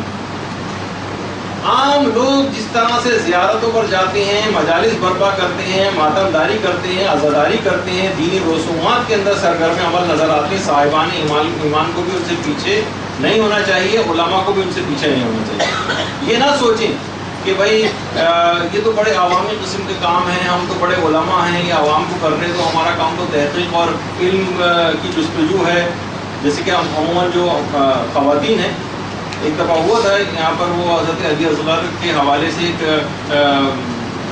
وہ نکالا جاتا ہے کہ ایران کے اندر بھی جلوس نکالا جاتا ہے جس میں ہرے رنگ کے کپڑے بچوں کو پہنائے جاتے ہیں، تو انہوں نے باقاعدہ ایران سے وہ کپڑے بھی آئے تھے کہ وہ اس جلوس میں بچوں کو کپڑے پہنا کے لائیں۔ تو کسی خاتون ذاکرہ نے جملہ کہا تھا جو آج تک کے لیے میں اس کی کڑواہٹ اپنے اندر محسوس کرتا ہوں، ہم نظریاتی ذاکرہ ہم سے کیا کام لیا جا رہا ہے بچوں کے ہرے رنگ کے کپڑے وغیرہ پہنانے۔ تو اس قسم کے جو جن میں رگ عوامی نہیں ہوتی، یہ دیکھیے ان کے ساتھ بھی بڑا مسئلہ ہوتا ہے، ایک قسم کا تکبر ان کے اندر آ جاتا ہے۔ آیت اللہ شیخ عبد الکریم حائری کے متعلق ملتا ہے یہ پا برہنہ پیشانی کے اوپر مٹی لگی ہوتی تھی، جسم کے اوپر مٹی لگی ہوتی تھی، گریبان کے بٹن کے چاک ہوتے تھے، اس طرح سے عزاداری کرتے تھے جیسے عام لوگ عزاداری کرتے ہیں، ایک رگ عوامی بھی ہونی چاہیے. تو اب دیکھیے بہت سے طالب علم ایسے ہوتے ہیں نہ ان کے اندر رگ جدوجہدی ہوتی، نہ ان کے اندر رگ تبصری ہوتی، نہ ان میں رگ مقدسی ہوتی ہے، نہ ان میں رگ عوامی ہوتی ہے، نہ محنت ہوتی ہے، نہ کوئی مطالعہ ہوتا ہے. ایسے افراد کی اکثر نمازیں بھی قضا ہوتی ہیں، ہم نے دیکھی. یہ افراد دوسروں کو بھی گمراہ کرتے ہیں، خود بھی گمراہ ہوتے ہیں. اب ظاہر ہے جو کوئی شخص نابینا ہے تو وہ ایک نابینا جو ہے دوسرے کو کیا روڈ پار کرائے گا، بلکہ یہ معروف کو منکر اور منکر کو معروف بنا کے پیش کرتے ہیں. اصلاح کے بجائے ایسے افراد زیادہ تر فساد کا سبب بن جاتے ہیں اور خود ساختہ ذاتی نظریات جو ان لوگوں کے ہوتے ہیں اس کو اسلام بنا کر پیش کرتے ہیں. ایسے طالب علموں کو چاہیے کہ اگر یہ چار چیزیں ہر شخص اپنے اندر محسوس کرے، اگر اس میں یہ نہیں ہے اور وہ اس کو پیدا بھی نہیں کرنا چاہتا تو یہ فیلڈ اس کے لیے بالکل مناسب نہیں ہے. یہ افراد جو ہے ٹھیک ہے تقریریں اور جو اخباری خبریں اور انٹرنیٹ نامہ لوگوں کو اپنی تقاریر کے اندر سناتے رہیں، کوئی قرآن و حدیث والی چیز جو ہے پیش نہ کریں اور ان کے لیے بہت ساری جو فیلڈس اور ہیں اس کا انتخاب کریں.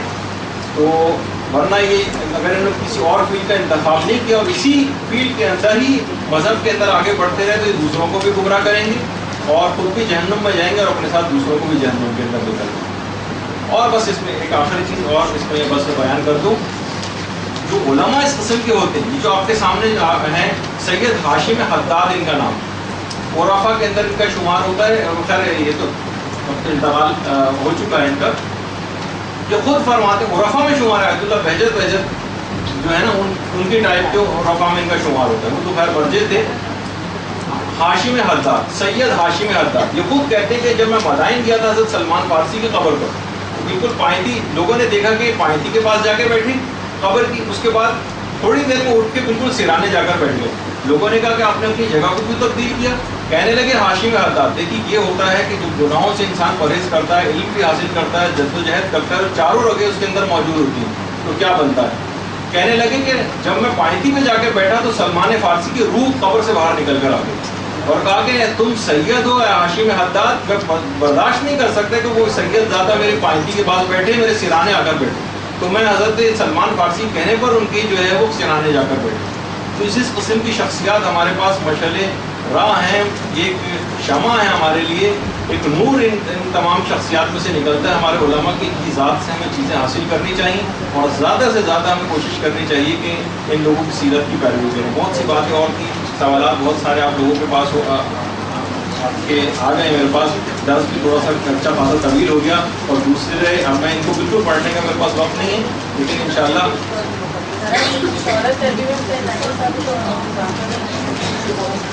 ہاں لیکن اب بالکل وقت نہیں رہا کیونکہ ایک اور لیکچر ہے اس کے بعد وسیم امام صاحب کا، تو وہ آپ ضرور سنیے، وہ بھی بہت اہم ہے. لیکن آج تھوڑا بہت زیادہ لے لیا گیا اور ان سے میں نے مستعار لیا تھا، لیکن آج تقریباً بات جو میں سوچ کے آیا تھا میں نے سوچا کہ پوری کری دوں. تو آج کے حد تک گفتگو یہاں پر رکھتے ہیں، انشاءاللہ زندگی رہی تو آگے بھی جو ہے اس طرح کی گفتگو کو جو ہے آگے آغاز کریں گے اور کچھ علماء کی جو سیرت کے اور اس طرح کے پہلوؤں کو بھی آپ کے سامنے پیش کریں گے. اور صلی اللہ علیہ محمد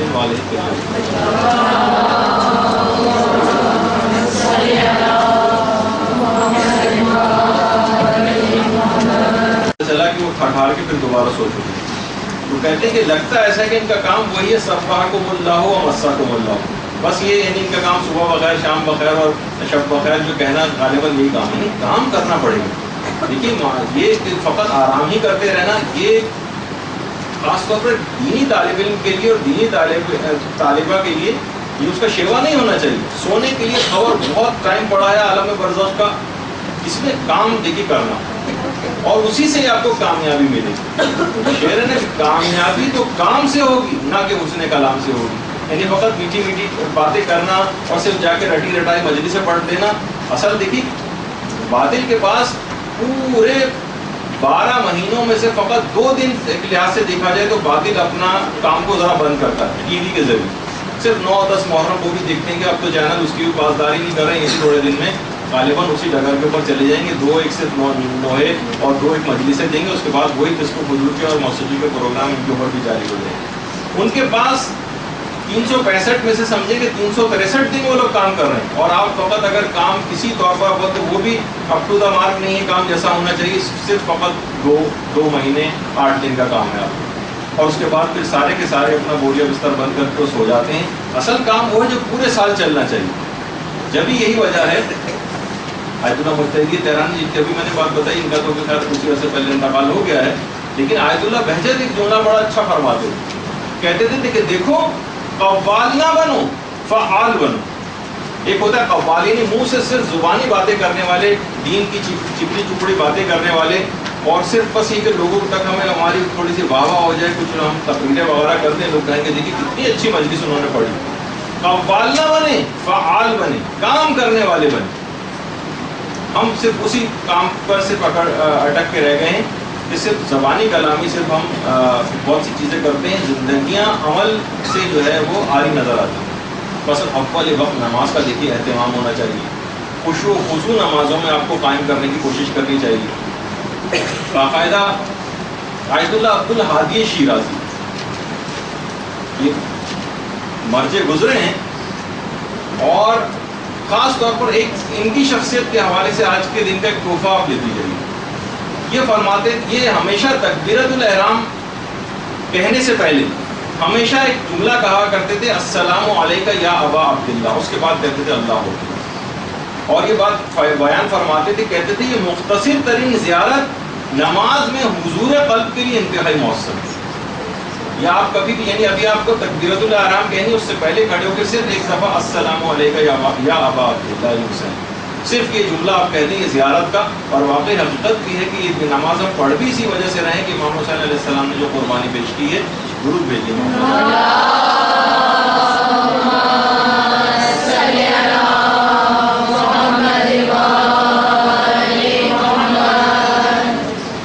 تو یہ جو ہے حضور قلب کے لیے انتہائی مؤثر ہے۔ جتنا حضور قلب زیادہ پیدا ہوگا، اتنی نماز کے اندر گہرائی پیدا ہوگی، اتنی نماز ہماری افیکٹو بنے گی، اتنی وہ نماز ہمیں گناہوں سے بچا سکے گی، اتنی وہ ہمارے اندر اخلاص عمل پیدا کر سکے گی۔ اور اس کے علاوہ خاص طور پر جو دینی طالب علم اگر ابھی تک اس کے اوپر عمل پیرا نہیں ہے، تو طالبات اب ان کے اوپر عمل پیرا ہو جائیں، اور وہ ہے نماز شب کی پابندی۔ نماز شب، نماز شب اگر کوئی شخص نہیں پڑھ رہا، میں نے آپ کو بتایا تھا نا کہ سید مہدی بہرالعلوم نے اسی وجہ سے درس دینا بند کر دیا تھا۔ کہتے تھے نہیں، میں راتوں کو اپنی شاگردوں کے گھروں کے سامنے سے گزرا ہوں، سب کے گھروں کی لائٹیں بجھی ہوئی تھی، سب سو رہے تھے، نہ کسی کے گھر سے مناجات کی آواز آتی تھی، نہ کسی دعا کو پڑھنے کی آواز آتی ہے، نہ کسی زیارت کے پڑھنے کی آواز آتی ہے۔ میں ایسے طالب علموں کو درس نہیں دے سکتا، نہ اس کا کوئی فائدہ۔ اس کے بعد پھر اگلی رات کو طالب علموں نے وعدہ کیا کہ نہیں، اب آئندہ سے ہم مناجات بھی کریں گے، نماز شب کے لیے بھی اٹھیں گے۔ پھر جب اس کے بعد گھروں سے صدائیں بلند ہونا شروع ہوئیں مناجاتوں کی اور دعاؤں کی اور زیارتوں کی، اور آدھی رات کو اٹھ کر نماز شب پڑھنے کی، پھر آیت اللہ سید مہدی بہرالعلوم نے درس دینا شروع کی۔ دیکھیے، اور ویسے قرآنی ان کے متعلق کہا جاتا ہے کہ راتوں کو سوتے نہیں، اور کسی رات کو یہ قرار دیتے تھے کہ آج کی رات قیام کی رات، اور پوری رات کھڑے ہو کر عبادت کرتے ہوئے یا تلاوت قرآن کرتے ہوئے گزارتے تھے۔ کبھی کہتے تھے حاذہ لیلۃ الرکوع، آج کی رات رکوع کی رات، اور پوری رات رکوع میں گزارتے تھے۔ حاذہ لیلۃ السجود، آج کی رات سجدے کی رات ہے، پوری رات سجدے میں گزار دیتے تھے۔ دیکھیے، یہ وجہ ہے کہ ہم سے یہ پابندیاں کیوں نہیں ہو پاتی۔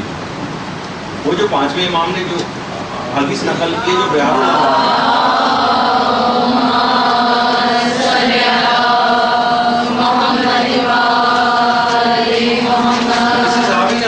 کی خدمت میں آ کے عرض کیا کہ مولا مجھ سے نماز شب سے میں محروم ہوں، پڑھ ہی نہیں پاتا ہوں۔ امام نے کہا وجہ اس کی ہے کہ گناہوں نے تجھ کو قید کر رکھا، گناہوں نے تجھ کو قید کر رکھا۔ دیکھیے، امام خمینی جس وقت فرانس میں جلا وطن تھے، اس کے بعد انقلاب برپا ہو گیا تھا، اور پہلی دفعہ جب واپس آئے ہیں ایران، تو وہ جو ایئر فرانس کے جہاز میں آئے تھے، اس میں اوپری جو اس کا منزل تھی جہاز کی، وہاں پر امام خمینی کی سیٹ تھی۔ تو لوگ جو ان کو آبزرو کر رہے تھے، انہوں نے کہا کہ رات کا وقت تھا اور نماز شب جہاز میں اسی طریقے سے نماز شب پڑھی جیسے اپنے گھر میں پڑھا کرتے تھے، اسی طرح سے گریہ ازاری کی ہے جس طرح سے اپنے گھر میں گریہ ازاری کیا کرتے تھے۔ یہ نہیں کہ کہتے کہ بھائی اتنا میں انقلاب برپا کرنے جا رہا ہوں، بہت ہیں اس وقت، اتنے لوگوں کو اپنے پاس بٹھا کے میٹنگز کرنی چاہیے تھیں، اب کیا کرنا ہے، اب کیا کرنا ہے، 1 کروڑ لوگ وہاں پہ استقبال کے لیے پہنچے ہوئے ہیں، کوئی اور شخص ہوتا تو اس واپس سے باہر ہو جاتا. نہیں، نماز شب تک اس رات کو بھی نہیں چھوڑی امام کو. میں نے جس طرح اپنے گھر میں گریا ازاری کرتے تھے اسی طریقے سے گریا ازاری کی ہے، اور تھوڑی دیر کے لیے جہاز کی جو کھڑکی ہوتی ہے اس سے ٹیک لگا کے تھوڑی دیر کو آنکھ لگائی. تو بہرحال اسی طریقے سے مقدس اربیل، یہ نماز شب کے لیے باقاعدہ اتنی پابند تھے، مقدس نام ہی مقدس پڑ گیا تقوی و پرہیزگاری کی بنا پر. نماز شب کے لیے ایک رات کو بیدار ہوئے اور غسل کی حاجت تھی، تو کنویں میں ڈول انہوں نے پانی کا ڈالا، جو مشہور ہے نا کہ جو ڈول باہر نکالا تو سونے چاندی اور جواہرات سے بھرا ہوا ڈول نکلا. واپس ڈول کو اندر ڈال دیا اور کہا کہ پروردگار مجھے نماز شب کے لیے پانی چاہیے تھا، سونے چاندی اور زیورات نہیں درکار. تو ایسی چیزیں جو ہیں دیکھیے، ایسے ایسے علماء، ان کی سیرت ہمارے لیے مشعل راہ. اور ایک اور چیز جو خاص طور پر جس کے متعلق یہ بات کہی جاتی ہے کہ جس سے علم میں برکت آتی، وہ ہے اپنے استاد کا احترام کرنا. اپنے استاد کا احترام کرنا. آقا سیستانی اور رہبر معظم آیت اللہ خامنہئی کی کبھی آپ حکایتیں پڑھیں، ہر وقت اپنے اساتذہ کا ذکر کرتے نظر آتے، ان کے اخلاقوں کے قصے سناتے رہتے. اب آپ کہیں گے کہ ان کے استاد بھی تو ایسے ہی تھے، ان کے وہ قصے سنا سکتے تھے. کہا جاتا ہے کسی نے کہ وہ طالب علم کے جو کہ میتھس کے ٹیچر آئے اور کہا کہ میں اپنے زمانے میں 100 میں 100 نمبر لیا کرتا ہوں. تو شاگرد کہنے کا سر آپ کو اچھے کوئی استاد مل گئے ہوں گے، بعضوں کا یہ بھی ہوتا. تو بہرحال ان کے اخلاق کے قصے، کبھی ان کے لیے کوئی زبان طعن و اعتراض جو ہے وہ دراز نہیں کرتے تھے، کبھی ان کا کوئی مذاق نہیں اڑاتے تھے. شیخ جعفر آل کاشف الغطا، جن کی کتاب بھی ہے کشف الغطا، اور ان کو آل کاشف الغطا کہا جاتا ہے. ایک دفعہ فتویٰ دے رہے تھے، ساری کتابیں بکھرائی ان کی اپنی طرف، اور مسائل میں ذرا غور و فکر کر رہے تھے. تو جب قدیم علماء کی کتابیں انہوں نے اٹھائیں تو انداز ذرا شکایتی ہو گیا. جملہ کہتے ہوئے، خدا ان علماء قدیم کو جزائے خیر دے، یہ مسئلہ بیان کیا لیکن کسی جگہ کوئی دلیل نہیں لکھی، دلیل ہی نہیں لکھی کسی جگہ. اچھا کہہ رہے ہیں کہ اس کے بعد جو ہے یہ رات کو جب سوئے تو انہوں نے خواب دیکھا. خواب یہ دیکھا کہ علماء کی پوری محفل ہے اور صاحب شرائع الاسلام، جن کی کتاب کا نام ہے محقق اول، جن کی کتاب دیکھی اس طرح کی ایک لفظ آپ نہیں پڑھ سکتے ان کتابوں. صاحب شرائع محقق اول درس دے رہے ہیں اور سارے علماء بیٹھ کے درس سن رہے ہیں. کہہ رہے ہیں میں محفل کے اندر داخل ہوا، شیخ جعفر آل کاشف الغطا جیسا. کہا جاتا ہے کہ علم فقہ میں ان سے زیادہ نابغیر روزگار شخصیت تشیع کی تاریخ میں نہیں ہوئی شیخ جعفر. اور کہہ رہے ہیں جب میں محفل میں آیا میں نے سلام کیا، انتہائی بے رخی کے ساتھ سلام کا جواب دیا. صاحب شرائع الاسلام. اور اس کے بعد کہہ رہے ہیں کہ میں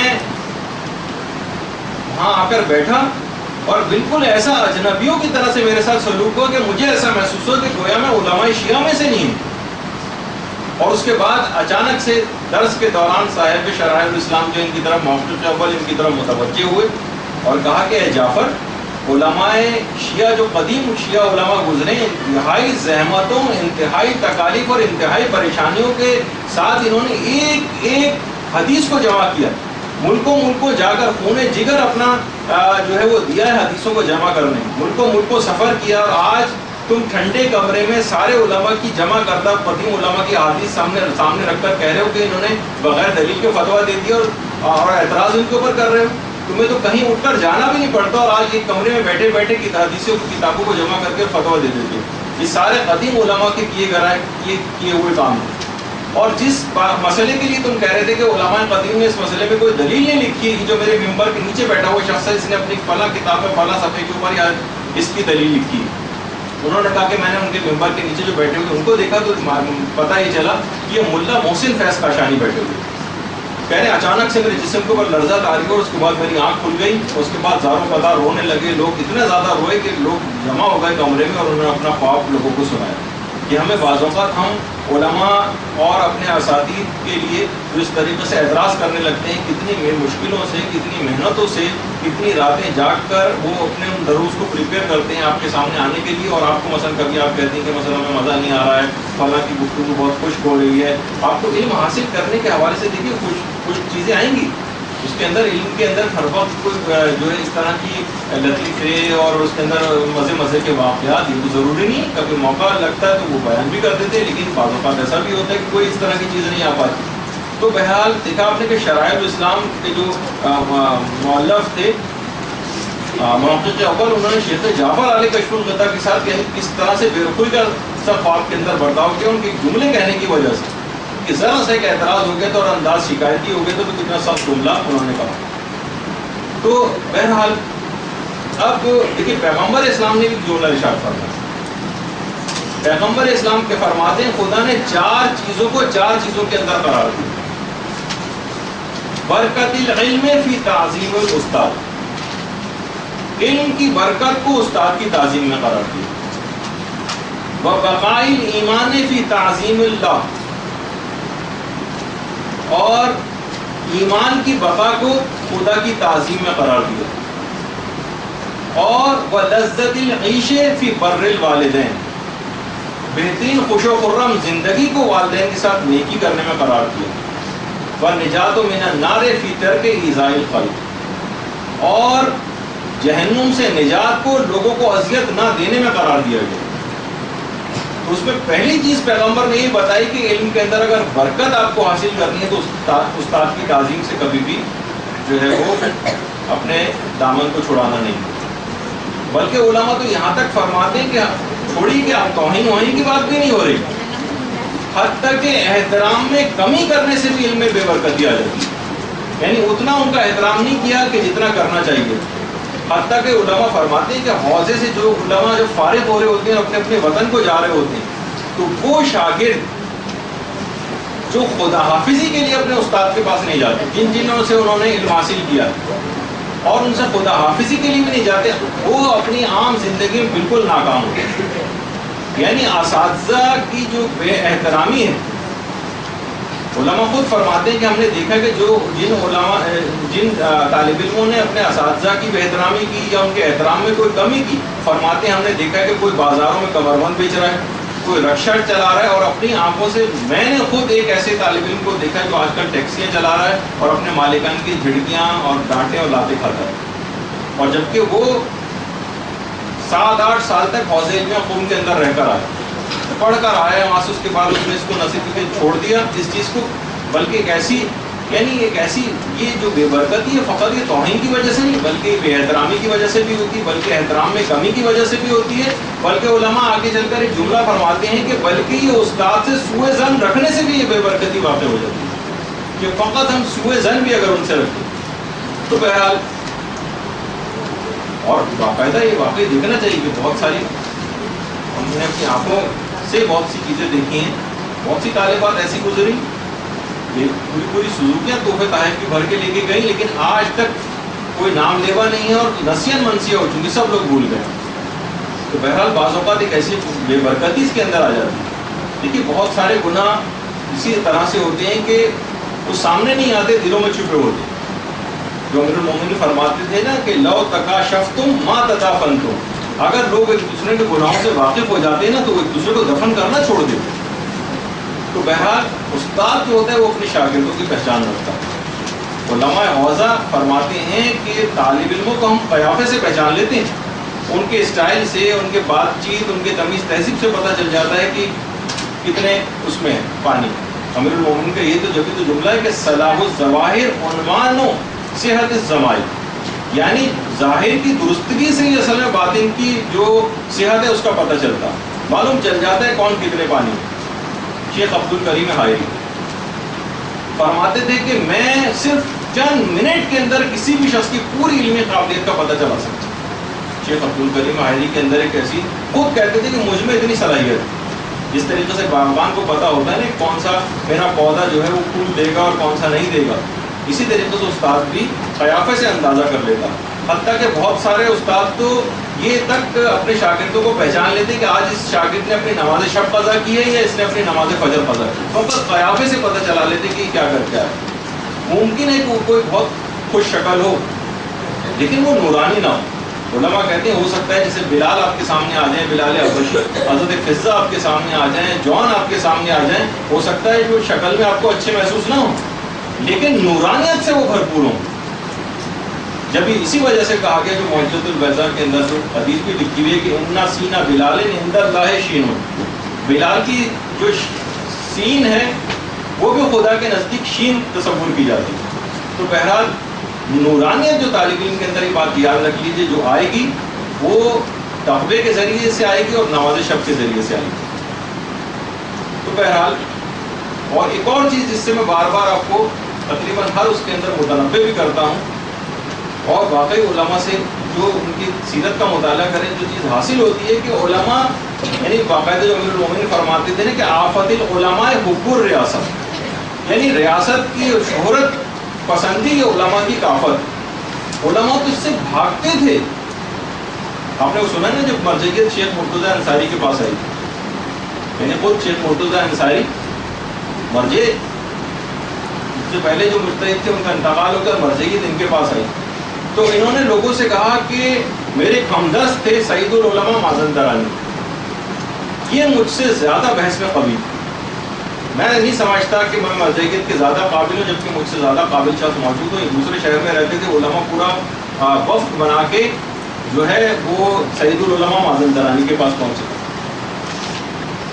انہوں نے کہا کہ جب شیخ نے صحیح فرمایا کہ جب وہ میرے ساتھ طالب علم تھے تو اس وقت میں ان سے بحث میں زیادہ قوی تھا، لیکن شیخ نے اپنے درس کو جاری رکھا ہے، میرا درس معطل ہو گیا، اب میں محسوس کرتا ہوں اتنا قوی نہیں رہا اور شیخ زیادہ قوی ہو گئے، لہٰذا مرجعیت دوبارہ شیخ مرتضیٰ انصاری کے پاس گئی۔ اس طرح سے اپنی اس شہرت پسندی سے یہ منصب اگر کوئی دنیاوی اعتبار سے دیکھیں تو کوئی بھی شخص کھولے نہیں سمائے گا کہ مرجعیت میرے پاس آ گئی، اب ہر چیز جو ہے وہ میرے پاس آ گئی، مال و دولت بھی مثلا میرے پاس آئے گا خبز کی شکل میں اور مثلا لوگوں کے دلوں پر بھی میری حکمرانی ہو جائے گی، نہیں، ایک دوسرے کو ٹالتے ہیں ہمارے سب علماء کا طریقہ کار یہ۔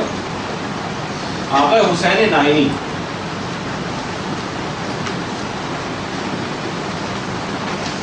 بلکہ اس سے پہلے میں ایک اور بات بتا دوں کہ آقا حسین قمی جن کا آپ نے جو مرزا قمی کے نام سے بھی مشہور ہیں، اور آپ میں سے جو خواتین قم کی زیارت کر چکی ہیں تو معصومہ قم کے روضے سے متصل جو ایک چھوٹا قبرستان ہے اس میں آقا مرزا قمی قبر، میں بھی شاید میں اس کی تصویر بھی آپ کو دکھاؤں گا۔ ان کو بھی جب مرجعیت ملی تھی مجبوراً انہوں نے قبول کیا تھا مرجعیت کو، لیکن مرجعیت کو قبول کرنے کے بعد شدید سخت پریشانی کے عالم میں رہتے تھے اور باقاعدہ امیر المومنین کے حرم میں گئے اور سب لوگوں کو جمع کر لیا اور رونے لگے۔ لوگوں نے پوچھا کہ آپ کیوں رو رہے ہیں؟ کہنے لگے کہ تم لوگ، میں ایک دعا کہتا ہوں تم لوگ سب لوگ مل کر آمین کہو، اور روتے ہوئے پھر پروردگار سے دعا کہ پروردگار اگر یہ مرجعیت ملنا میرے لیے میرے دین کے لیے نقصان دے تو تو مجھ کو موت دے۔ اس کے بعد کہہ چکے تھے کہ لوگ آمین کہے، لوگوں نے آمین کہا۔ 3 مہینے کے اندر اندر مرزا قمی کا انتقال ہو، یعنی موت کی تمنا کی کہ اگر اس شہرت پسندی سے مثلا آپ بہت زبردست ذاکرہ ہو گئے ہیں، آپ بڑی ہر جگہ سے آپ کو اپوائنٹمنٹ لینے لگے ہیں، لوگ آپ کو بڑے جو خواتین فوراً ہی گھیر لیتی ہیں، بہت چومنے لگتی ہیں، بہت سروں پہ ہاتھ پھیرتی ہیں، ماشاءاللہ بہت مجلس پڑھی، فون آ رہے ہیں، ڈائری دیکھنی پڑ رہی، یہ وہ دماغ خراب ہو جاتا ہے آدمی کا۔ یہ کیا ہے؟ یہ ریاست اور اس کے اندر ایک شہرت پسندی کی وہ پیدا ہو جاتی ہے۔ بلکہ کہا جاتا ہے کہ جو شہرت پسندی مومن اگر ساری برائیاں بھی اپنے اندر سے نکال دے تو جو سب سے آخر میں نکلتی ہے برائی وہ شہرت پسندی اور حب الریاست نکلتی ہے سب سے آخر میں۔ تو بہرحال کوئی بھی عہدہ آپ کو اگر کبھی بھی ملے، چاہے کسی جگہ کا آپ کو پرنسپل بنا دیا جائے، انچارج بنا دیا جائے، آپ کو کسی جگہ کو مدرسہ ہوں، مبلغہ ہوں، ذاکرہ ہوں، کوئی بھی اگر ایسا عہدہ آپ کو مل جائے تو بہرحال اگر آپ کے اندر یہ کوئی برائی کی صفت پیدا ہو رہی، ہر وقت اپنے آپ کو چیک کرتے رہنا پڑے گا کہ کہیں ایسا تو نہیں کہ میں شہرت پسندی کا شکار ہوں۔ یہ دینی امور میں جو بھی آگے بڑھتا ہے شخص، شیطان یہ چیز سب سے پہلے اس کے اندر پیدا کرنے کی کوشش کرتا ہے۔ تو بہرحال یہ بہت ہی بری بات محسوس ہوگی کہ انسان کا ظاہر خوبصورت ہو جائے، جو امیر المومنین فرماتے تھے نا کہ ما اقبح بالانسان باطنا خلیلا و ظاہرا جمیلا. کتنی بری بات ہے کہ انسان کا ظاہر خوبصورت ہو لیکن اس کا باطن اندر سے بیمار. اور جو آیت اللہ مشکینی البیلی کا بھی جملہ ہے کہ وہ فرماتے تھے کہ اگر اپنی تاریخ سن کر آپ اپنے دل میں خوشی محسوس کریں تو آپ سمجھ جائیے کہ آپ نفسانی طور پر ابھی تک بیمار ہیں. تو بہرحال یہ تمام چیزیں ایسی ہیں کہ یہ آپ کو علل خصوص اپنے اندر بیدار رکھنی ہے، تواضع اور انکساری پیدا کرنی ہے. اور یہی وجہ ہے کہ شیخ عباس قمی جن کی تصویر اس وقت آپ کے سامنے ہے، مسجد گوہر شاد میں جو قوم میں جو مسجد گوہر شاد، یہاں پر شیخ عباس قمی درس دیا کرتے تھے. اچانک سے ایک دفعہ انہوں نے دیکھا کہ حاضرین میں شیخ عباس تربتی جو زمانے کے بہت بڑے علماء اور عرفا میں شمار ہوتے تھے، وہ بھی درس کے دوران بیٹھے ہوئے خاموشی سے. شیخ عباس قمی نے ممبر پہ بیٹھے بیٹھے کہا کہ میں دیکھ رہا ہوں کہ شیخ عباس تربتی حاضرین میں موجود ہے، مجھے اچھا نہیں محسوس ہو رہا. یہ کہہ کے فوراً نیچے اتر آئے اور مجبور کر کے شیخ عباس تربتی کو اپنی جگہ ممبر پہ بٹھایا اور ان سے درس دلوایا. یہ تواضع اور انکساری، دیکھیے یہ چیز ہوتی ہے کہ انسان جو ہے اپنے آپ کو بڑا نہ سمجھنے لگے، بلکہ کوئی اگر اس طرح کا ہو تو دوسروں کو آگے بڑھانے کی کوشش کرے. یہاں آپ کوشش کرتی ہیں کہ مثلا بہت سی خواتین کہ نہیں ہمیں فلاں چیز کا موقع مل جائے، ہم کسی کو بھی گولی مار کے ہم آگے بڑھ جائیں. اور یہی وجہ ہے کہ جو جب امام زمانہ علیہ الصلوۃ والسلام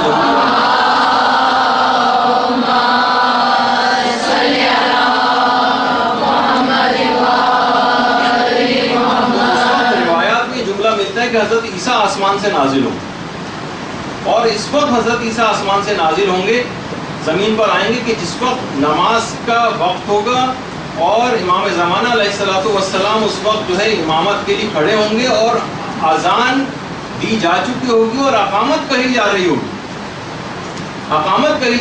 اس وقت حضرت عیسیٰ آسمان سے نزول کرے. تو امام زمانہ علیہ السلام جو کہ فخر عیسیٰ ہیں، اور آپ کو پتہ ہے کہ ہمارے بنیادی عقائد میں سے ہے کہ مقام امامت نبوت عامہ سے بلند ہے. نبوت خاصہ جو صرف پیغمبر کے پاس ہے، ان سے امامت جو ہے فقط کم ہے، ورنہ دیگر تمام انبیاء سے ہمارے ائمہ افضل، جو باقاعدہ شیعہ کا ایک نظریہ ہے. لیکن اس کے باوجود بھی امام جو کہ فخر عیسیٰ ہیں، امام حضرت عیسیٰ سے تواضع اور انکساری کا اظہار کرتے ہوئے کہیں گے کہ اے نبی خدا آپ نماز پڑھائیے. حضرت عیسیٰ اس کو قبول نہیں کریں گے اور کہیں گے کہ میں آپ کا وزیر بنا کر بھیجا گیا ہوں اور میں آپ کے پیچھے ہی نماز پڑھوں گا. اور جب حضرت عیسیٰ کو امام زمانہ کے پیچھے عیسائی نماز پڑھتا دیکھیں گے تو پوری عیسائی دنیا منقلب ہو جائے گی. لیکن امام کی وہ عزت و جو عاجزی اور انکساری اور ایک تواضع ہے کہ اگر تو عیسیٰ سے افضل ہے لیکن پھر بھی ان سے کہہ رہے ہیں کہ آپ نماز پڑھائیے. تو یہ علم کے اندر جب کوئی شخص راسخ ہوتا ہے نا تو ایسی تواضع اس کے اندر پیدا ہوتی ہے. اور اس کے بعد تمام عیسائی دنیا بہرحال حضرت عیسیٰ کی جو ہے وہ تمام عیسائی دنیا جو منقلب ہو جائے گی حضرت عیسیٰ کو ان کے پیچھے نماز پڑھتا دیکھ کر، اور پوری دنیا میں اس طریقے سے اسلام کا علم جو ہے وہ بول بالا ہو جائے گا. اور یہ جو واقعہ حضرت عیسیٰ کا امام زمانہ کے پیچھے نماز پڑھنے کا، یہ صحیح مسلم کی دوسری جلد کے اندر بھی جو ہے وہ نقل کیا گیا.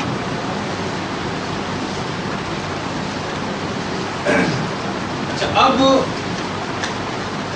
دیکھیے ایک بات اور جو آپ کو آپ کے خدمت میں پیش کرنا ہے، بہت کم بلکہ تقریباً ختم ہو گیا اس کے بعد، لیکن میں 10-15 منٹ شاید اور دے سکتا ہوں آپ کے، کہ آیت اللہ محسن الحکیم، یہ میں واقعہ اس صورت میں اس وجہ سے بیان کر رہا ہوں ان کا واقعہ کہ دیکھیے دولت مندوں کے ہاں مجلس پڑھنے کے لیے جانا،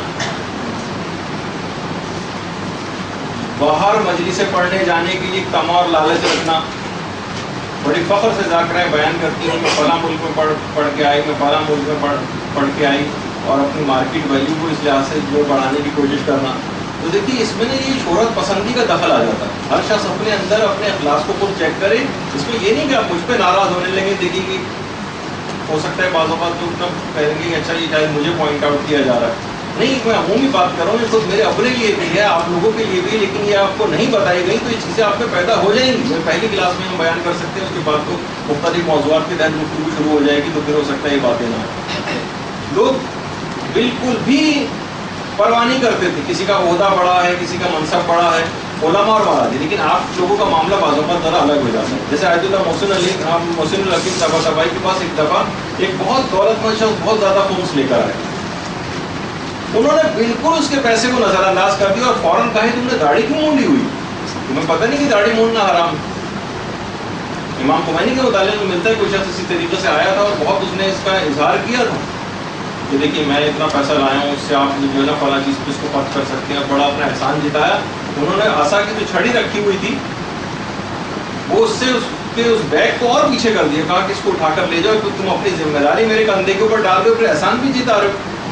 تو بعض اوقات لیکن ایک بات اور بیان یہ بات یاد رکھ لیں کہ بہرحال یہ علماء اور مراجع بھی تو بہت ساری چیزیں اچھی لگتی ہیں.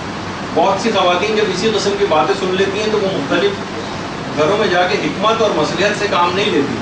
دیکھیے آج کل کا زمانہ ایسا نہیں, نہ آپ آیت اللہ محسن الحکیم اور نہ آپ امام خمینی کی طرح سے ان کی شخصیت کی بات, ان کی باتوں میں قصر بھی ہوتا تھا. مجھے پتہ چلا کہ ایک ذاکرہ کسی بہت ہی بڑے گھر کے اندر جو دنیاوی اعتبار سے بہت مال و دولت کے لحاظ سے تھا, انہوں نے باقاعدہ وہ چاہتے تھے اور منقلب بھی ہونا چاہتے تھے کہ ظاہر ہے اپنے آدمی اصلاح کرتا ہے, اپنے عمل کی بہتری لانا چاہتا ہے اپنے اندر. تو انہوں نے ان کو بلایا ان کی تبلیغی مجلسوں کی وجہ سے, انہوں نے جا کر پوری مجلس بڑے گھر کی مذمت کے اوپر پڑی. اچھا اب کیا ہوا اس سے؟ بہرحال میزبان کی ایک سبکی ہوئی, وہ ایسا لگا جیسے یہ مجسم شیطان ہے اشاف, اور یہ جو اسراف کے اندر پیسے خرچ کر رہے ہیں, اور وہ مبذرین اور وہ جو ہے وہ شیطانوں کے بھائی ہیں, اور یہ وہ کیا کیا کچھ کہا. اب جو ایک لحاظ سے وہاں پہ آثار انقلاب کوئی ہونے بھی تھے نمودار اس گھر کے اندر تبدیلی کے, وہ اچانک سے وہ ریجیڈیٹی ان کے اندر آ گئی. تو یہ بات یاد رکھ لیجیے کہ بہرحال اس طرح سے آپ کو تبلیغ کے اندر حکمت اور مصلحت پسندی سے جو ہے وہ کام لینا پڑے گا, مصلحت شناسی کرنی پڑے گی.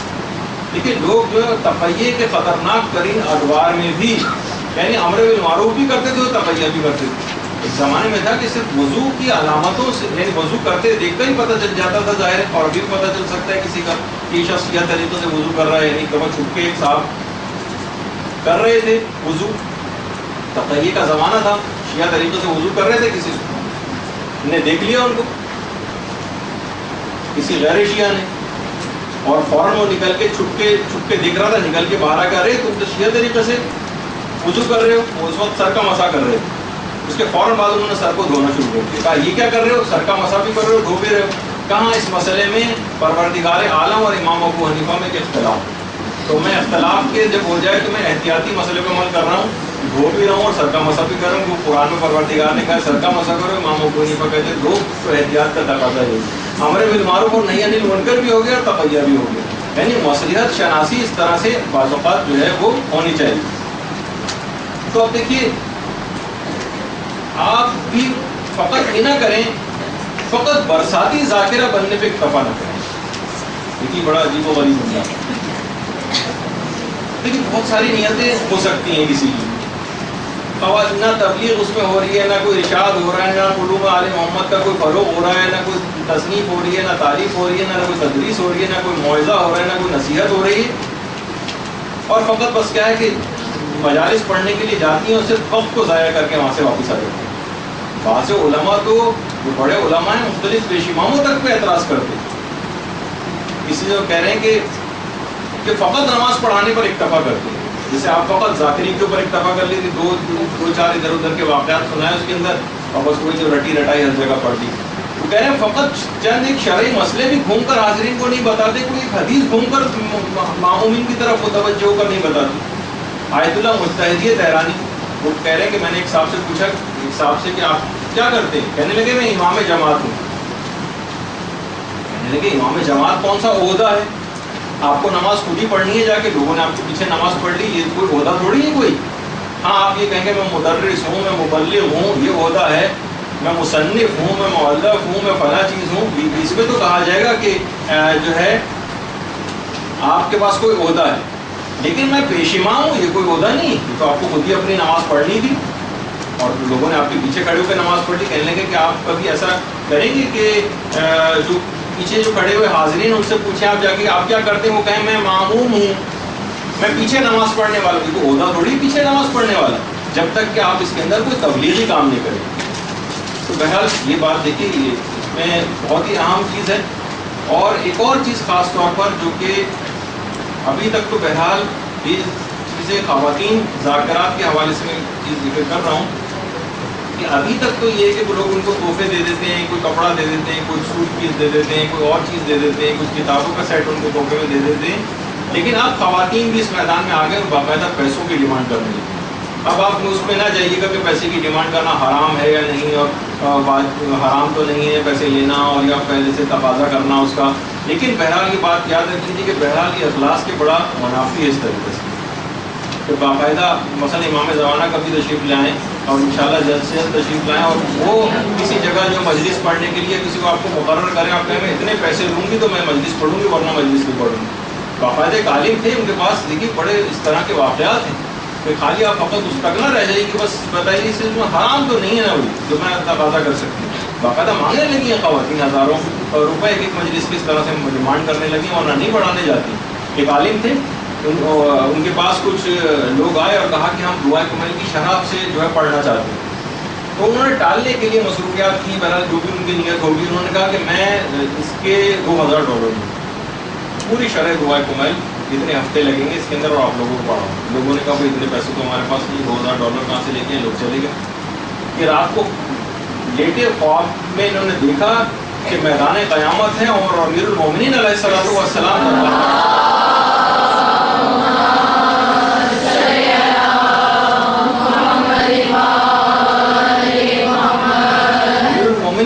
جو ہے دربار لگا کے بیٹھے ہوئے, لوگوں کو ایسے ایسے تحفے تقسیم کر رہے ہیں جو آج تک نہ کبھی آنکھوں نے سنے, نہ آنکھوں نے کبھی دیکھے, نہ کانوں نے کبھی سنے. اور جب ان کی باری آئی تو امیر المومنین نے کہا کہ اس کو $2000 دے دو. کہا کہ امیر المومنین میں ان $2000 کو یہاں پہ لے کے کیا کروں گا, یہ تو یہ تحفے جو آپ دوسرے لوگوں کو دے رہے تھے. کہا کہ نہیں, تو نے ہی ہماری تعلیمات کی قیمت کی لگائی. $2000 آج تو جسے بھی $2000 دے.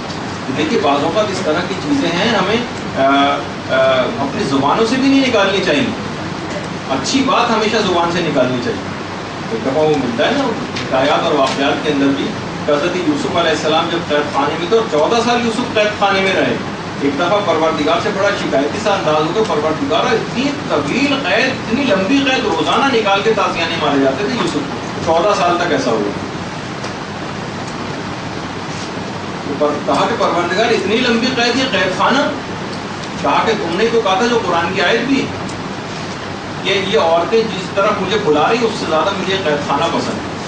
تم نے خود ہی اپنے منہ سے یہ لفظ نکالا تھا. اگر تم یہ کہہ دیتے کہ جو عورتیں جس طرح مجھے بلا رہی ہیں اس سے زیادہ مجھے آخرت پسند ہے تو یہ اور اچھی بات ہوتی. لیکن تم نے خود ایسی چیز اپنے لیے منہ سے نکالی. تو انسان بعض اوقات اس طرح کی چیزیں کوشش کرے کہ وہ اپنے منہ سے نہ نکالے کہ اس قسم کے الفاظ, پیسے مانگنا, یہ بڑا خطرناک ہو سکتا ہے. تو بہرحال جس کسی کو واقعی ضروریات ہر شخص کے ساتھ لگی ہوئی ہیں, آپ کہہ سکتی ہیں کہ بھائی ہو سکتا میرے مالی حالات اچھے نہیں ہیں, مجھے جو ہے پیسوں کی ضرورت ہے. ٹھیک ہے, آپ یہ بھی علماء دیکھیں ہر شخص کا ایک الگ ایک طریقہ کار. جو بھی دینی طالب علم ہوں یا مثلا جو تبلیغات کے اندر مشغول ہوں, ان کے متعلق علماء نے کہا ہے کہ ان کو جو کچھ بھی مانگنا ہے کہ لوگوں سے کسی سے نہیں مانگے, فقط امام زمانہ علیہ السلام کے سامنے اپنے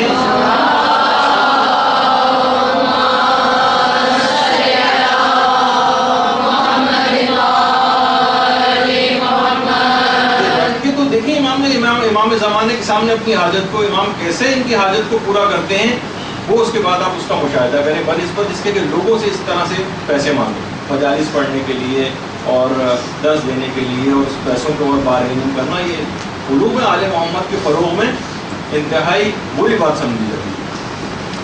دوسری ایک اور بات جو خاص طور پر آپ کو کرنی ہے, اس پہ خیر ہم جو آپ کی جو سینئر موسٹ کلاس ہے اس کی ہم حافظہ قوی کرنے کے لحاظ سے کئی کلاسز بھی ہو چکی ہیں, ان کے بھی آپ ہو سکتا ہے اتنا وقت نہ ملے کہ ان کے کلاسز کو دوبارہ ریپیٹ کیا جائے, تو آپ باقاعدہ لائبریری سے دے بھی سکتی کہ اپنے حافظے کو بہت قوی کرنا پڑے گا. دیکھیے اگر آپ نے حافظے کو قوی نہیں کیا, مثلا میں ابھی اگر آپ سے پوچھوں, ابھی آپ کے سامنے میں نے جو شیخ عباس قمی کا واقعہ پڑھا ہے, جن عالم اور جن کو دیکھ کر ابھی آپ کاپیاں اپنی نہیں دیکھیے گا, جن عالم کو انہوں نے کہا تھا کہ میں ان کو دیکھ کر وہ نیچے اتر آئے تھے درخواست کی, ان میں کوئی نام بتا سکتی ہوں؟ جی ایک بتائیں آپ شیخ عباس تربتی. اچھا شیخ مرتضی انصاری نے جن کے پاس کہا تھا کہ مجھ سے زیادہ وہ بحث میں قوی، ان کا کیا نام تھا جی؟ دیکھیں آپ نے ہو سکتا ہے ایک آپ کو جواب دے رہے، باقی سب کے دماغ سے نکل گیا. تو اب یہی کہنا مقصد ہے اس کے اندر کہ جب حافظی کا مسئلہ یہ حل ہو جائے گا تو بتائیے اس میں مسائل فقہ کیسے دماغ میں رہیں گے، احکامات شریعت آپ لوگوں کو کیسے بتائیں گے، اختلاف مراجع اتنے آپ کے دماغ میں رہیں کہ آپ لوگوں کو وہ چیزیں بتائیں. تو یہ آپ کو اپنے حافظے کو کمی کرنا پڑے گا اس کے لیے. دیکھیے جب بھی کہا جاتا ہے علماء بیان فرماتے ہیں کہ کسی بھی دینی طالب علم کے لیے کے اندر 4 رگیں ہونی چاہیے. دیکھیے بڑی اہم چیز 4 رگیں. پہلی رگ ہے رگ جد و جہدی کہلاتی ہے، حافظہ کبھی کرنا ہے، اور رگ جد و جہد یعنی خوب محنت. یہ اس وقت آپ کے سامنے حافظ ملا کاظم خراسانی جو صاحب کفایت الاصول کہلاتے ہیں. کوئی مجتہد بن ہی نہیں سکتا جب تک کہ وہ کفایہ نہ پڑھے. یہ ان کا درس اس وقت ہو رہا ہے. اور اس طرح سے جد و جہد کرتے ہوئے ایک طویل عرصے تک جب انسان علم حاصل کر لیتا ہے تو رگ جد و جہدی اگر طالب علم کے اندر، یہ نہیں کہ فقط 2 سال پڑھا، 3 سال پڑھا، 1.5 سال پڑھا، اس کے بعد ناقص معلومات لے کے چلے گا اور معاشرے میں کام کرنا شروع کر دیا. خوب محنت کرنی ہے جی. ملا کاظم خراسانی صاحب کفایت الاصول. تو جد و جہد خوب کرنا ہے، رگ جد و جہدی ہونی چاہیے. اور دیکھیے وہ پہلا زمانہ تھا اور آج بھی اس طرح سے آج کل کے دور میں لوگ بیٹھ کے علم حاصل کر رہے ہیں اور پوری جد و جہد کر رہے ہیں، عمر اس کے اندر لگا رہے ہیں. دیکھیے خواتین خاص طور پر میں خطاب کروں گا ان خواتین سے جو غیر شادی شدہ، وہ اس موقع کو اور وقت کو بہت غنیمت سمجھیں. اگر اس موقع سے انہوں نے فائدہ اٹھا لیا. دیکھیے سورہ مریم میں جو 25ویں آیت ہے، وَحُزِّ إِلَيْكِ بِجِذْعِ النَّخْلَةِ تُسَاقِطْ عَلَيْكِ رَطْبًا جَنِيًّا. 25ویں آیت ہے سورہ مریم. اے مریم اس درخت کو ہلاؤ کھجور کے، اور جو تمہیں تازہ خرمے ملے انہیں کھاؤ. جبھی جو زچہ ہے اس کے لیے مستحب ہے کہ اس کو تازہ نو کھجوری کھلائی جائے. یہ تو جب انشاءاللہ یہ تربیت اولاد وغیرہ کے سلسلے کی آپ کی کلاسز ہوں گی، جو نئے سرے سے آپ ان کو لیں گے ان کلاسز کو، جس میں سارے گروپس بیٹھا کریں گے انشاءاللہ، تو اس میں ذرا تفصیل ان چیزوں کی آئے. لیکن تفسیر اثنا عشریہ جو اس کے اندر جب یہ قرآن کی آیت سورہ مریم کی 25ویں آیت آئی جس میں حضرت مریم سے کہا گیا کہ اس درخت کو ہلاؤ کھجور کے اور تازہ کھجورے جو گرے اس میں سے کھاؤ، تو تفسیر اثنا عشریہ میں یہ چیز ہے کہ حضرت مریم نے اس وقت پروردگار عالم سے ایک سوال کیا کہ پروردگارہ اس سے قبل تو جو مجھے غذا ملتی تھی وہ محراب عبادت میں خود حاضر ہو جاتی ہے، اور آج مجھے کہا جا رہا ہے کہ میں درخت کو ہلا کر غذا استعمال کروں، یعنی کچھ کام کروں اس کے لیے. تو پروردگار کی طرف سے جواب آیا کہ مریم تم اس وقت صاحب اولاد نہیں تھی، تمہاری تمام تر توجہ ہماری طرف تھی، ہم ہی تمہاری ساری خواہشات پورا کرتے. آج تمہارا ایک بچہ ہے، تمہارا دل اس کی طرف بھی متوجہ ہو گیا ہے، اور جتنی مقدار میں بچے کی طرف دل متوجہ ہے اتنی ہماری طرف سے توجہ ہٹ گئی، لہٰذا درخت کو ہلا کر رزق لینا ہے. تو یہ بات یاد رکھ لیجیے. اس موقع سے یہ جب شادی کی مصروفیات شروع ہو جاتی ہیں اور بعد میں کس طرح آپ کے علم دین کے اوپر ایک، اگرچہ اس کے بعد بھی کوششیں کر کے آپ اپنے ٹائم کو مینیج کرتے ہوئے حاصل کر سکتی ہیں، لیکن اس موقع جو گولڈن پیریڈ اس سے فائدہ کر نہیں اٹھایا اور بعد کے دنوں کا انتظار کیا، تو یہ دن آپ کے پاس کبھی نہیں ہے. جبکہ آیت اللہ مستحدی تہرانی فرماتے ہیں، جن کی ابھی تصویر آپ نے دیکھی تھی، کہ جہاز میں جب لوگ جہاز لینڈ کرنا چاہتے ہیں رن وے پہ، تو اکثر کنٹرول ٹاور سے یہ چیز اعلان ہوتا ہے کہ پہلے کئی اور جہاز آپ سے پہلے فضا میں، یا تو آپ چکر لگاتے رہیں کسی اور ایئرپورٹ کی طرف چلے جائیں. تو یہ فرماتے ہیں شیخ آیت اللہ مستحدی تہرانی، یہی معاملہ نور خدا کا اور ملائکہ کے نزول کا بھی ہوتا ہے. اگر کسی کے دل کے رن وے پر حب جاؤ شہرت کے جہاز چکر کاٹ رہے ہیں اور مقام و منصب کے طیارے اور مقبول ہونے کی خواہشات کے جو جہاز ہیں وہ اتر رہے ہوں، تو اب یہ جگہ ملائکہ کے نزول کی نہیں رہی. اب اسے کہا جائے گا کہ واپس چلے جاؤ، تو یہ پھر نور ملائکہ اور نور پروردگار یہ واپس چلا جائے اگر یہ سب چیزیں اس دل کے اندر جو ہے وہ موجود ہے. جب بھی کہا جاتا ہے علماء بیان فرماتے ہیں کہ اگر آپ نے اخلاقیات سے اپنے آپ کو مزین نہیں کیا اپنی روح کو اور اپنے کردار کو, تو کیا ہوگا کہ جس وقت آپ آیت اللہ, تو لوگوں سے خطاب کریں کہ جس وقت آپ آیت اللہ بنیں گے تو آپ کا نفس آیت اللہ العظمیٰ بن چکے. اگر آپ نے اس سے فائدہ نہیں اٹھایا, علم اخلاقیات کو اپنے اندر راسخ نہیں کیا, تو ایک تو چیز یہ ہو گئی کہ اس وقت کو غنیمت سمجھیں اور رگ کے جد و جہدی سے کام لے کر آئیں, خوب محنت کریں, کیونکہ اگر یہ رگ آپ کے اندر سے ختم ہو گئی محنت کرنے کی تو پھر اب سب کچھ ختم ہو جائے گا. دوسری چیز, ہر شخص کے اندر ایک رگ مقدسی ہونا چاہیے. رگ مقدسی, تلاوت قرآن. تلاوت قرآن الخصوص آپ کو کرنا ہے. جب بھی پیغمبر اسلام کی جو حدیث ہے وہ یہ ہے کہ حملۃ القرآن عرفاء اہل الجنہ, یعنی جو حاملان قرآن یا جو حافظان قرآن ہے جنت کے عرفا میں سے. اتنی بھی دعائیں ہیں, مستحبات ہیں اور روزے ہیں اور جو مناجاتیں ہیں یہ ضرور آپ کرتی رہیں, خاص طور پہ تلاوت قرآن. جب نجف میں امام خمینی جلا وطن تھے اور آنکھیں خراب ہو گئی تھیں, ڈاکٹروں نے قرآن اور مفاتیح تک پڑھنے سے منع کر دیا. مفاتیح اور قرآن پڑھنے سے منع کر دیا تو امام خمینی نے یہ جملہ کہا تھا کہ میری ناکوں کا فائدہ کیا ہے اگر یہ قرآن اور مفاتیح نہ پڑھ سکے. تو بہرحال جب اس کے بعد پھر بہرحال آنکھیں ٹھیک ہوئی, انقلاب آیا, انقلاب کے بعد اپنے وطن جو ہے وہ واپس آئے ہیں, تو مرجعیت کی ذمہ داریاں الگ تھیں اور استفتاءات کے جوابات دیا کرتے تھے اور رہبری حکومت کی جو ہے وہ الگ کیا کرتے تھے. مسئولین حکومت جو تھے ان کی جو مسئول تھے ان سے میٹنگس ہوتی تھیں, مختلف ممالک سے جو وفود آتے تھے ان سے ملاقاتیں کرتے تھے, لیکن اس کے باوجود بھی ان تمام تر مصروفیات کے باوجود ایک مستحب کے قضا نہیں کرتے. اور روزانہ تلاوت قرآن کے حوالے سے ایک چیز ملتی ہے کہ روزانہ 3 سے 5 الگ الگ اوقات میں الگ سے تلاوت قرآن کیا کرتے ہیں, اور رمضان میں تو 3 قرآن کم سے کم ختم کیا کرتے تھے تلاوت قرآن. اول وقت نماز ادھر شروع ہوتی تھی, ادھر ساری میٹنگ ختم کر دیتے تھے. تو علماء بھی کہتے ہیں ہر طالب علم کے لیے ضروری ہے کہ روزانہ کم سے کم ایک مرتبہ یہ جو رگ مقدسی یہ اپنے اندر پیدا کرے, اور کم سے کم روزانہ زیارت جامع صغیر تو ضرور پڑھے. زیارت جامع صغیر, امام خمینی زیارت جامع کبیر پڑھتے تھے اور 100 لعن اور 100 سلام بھی پڑھا کرتے تھے. لیکن علماء کہتے ہیں جو محنتی طالب علم ہوں اور درس و تدریس اور علم حاصل کرنے میں بہت زیادہ لگے ہوں ان کو فقط جامع صغیر پڑھنے پر اکتفا کرنا چاہیے. ہاں البتہ جن کو کتابیں نہیں پڑھنا ہے اور صرف رٹی رٹائی مجلس سے پڑھنی ہے تو جامع کبیر جو ہے زیارت جامع کبیر کم سے کم 10 مرتبہ دن پہ روزانہ پڑھیں. جب کتابیں نہیں پڑھنی تو زیارت ہی پڑھنی.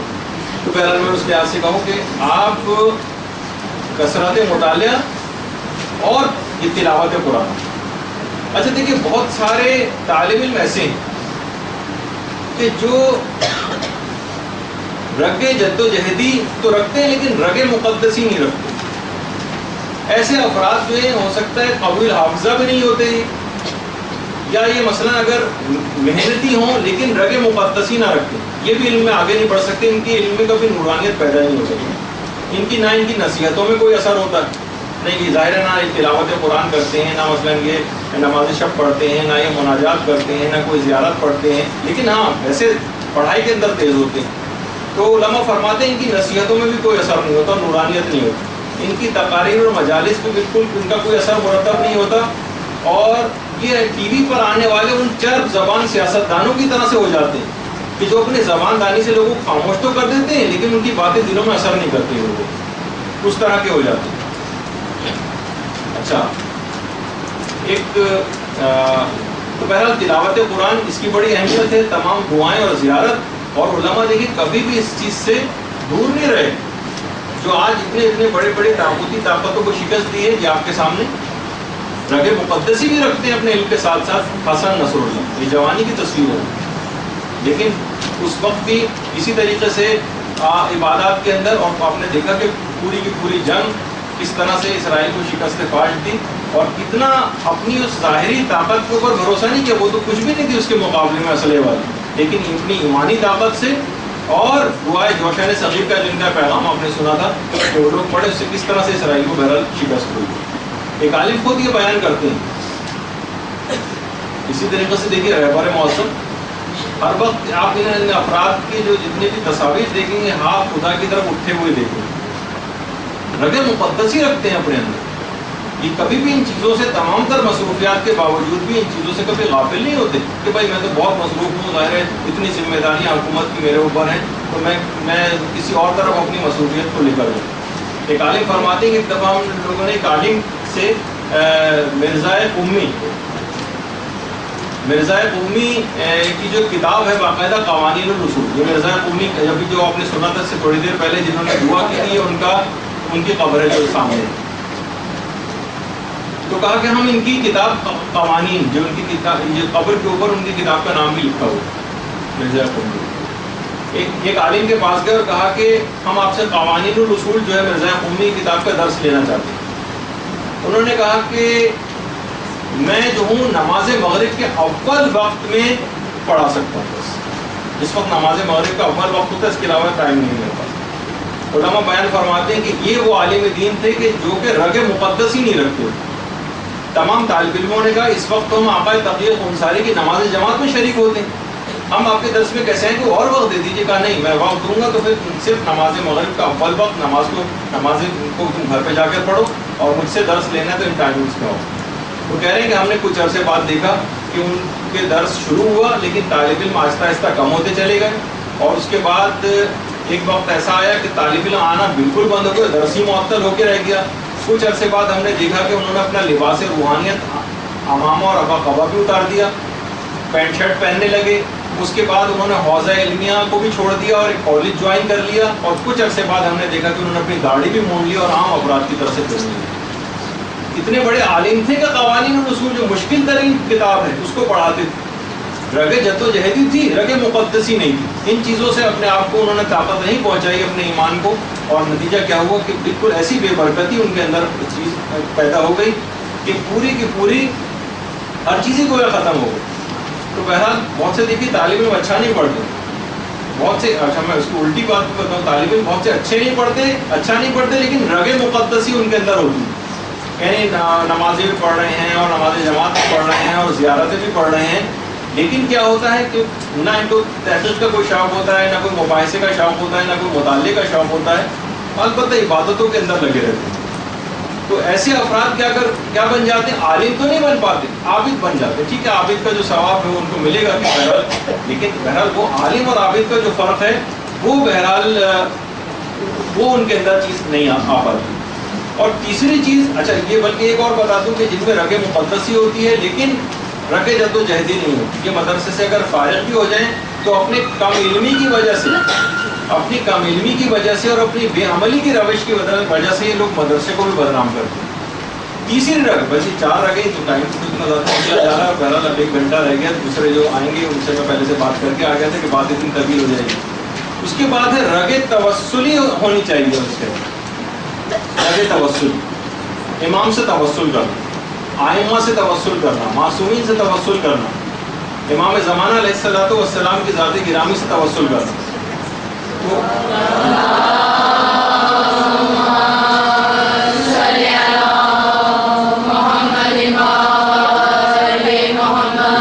رگ جدوجہدی، رگ مقدسی، اب تیسری رگ ہے رگ توسلی ہونی چاہیے، اور ہر چیز میں چھوٹی سے چھوٹی چیز میں بھی امام اور معصومین سے توسل کرنا۔ ایک عالم بیان فرماتے ہیں کہ میں اتنی چھوٹی چیزوں میں بھی توسل کرتا تھا کہ ایک دفعہ میں حمام گیا، وہاں میں نے اپنی عقیق کی انگوٹھی اتار کے رکھی، جب غسل سے فارغ ہو دیکھا انگوٹھی غائب ہے، کہا میں نے اسی وقت 1000 دفعہ درود پڑھ کے 10 تسبیحاں پڑھ کے درود کی حضرت نرجس خاتون کو امام زمانے کی والدہ کو ہدیہ کی، اچانک سے میں نے دیکھا پانی کے اوپر وہ تیرتی ہوئی اوپر آ گئی جو انگوٹھی۔ تو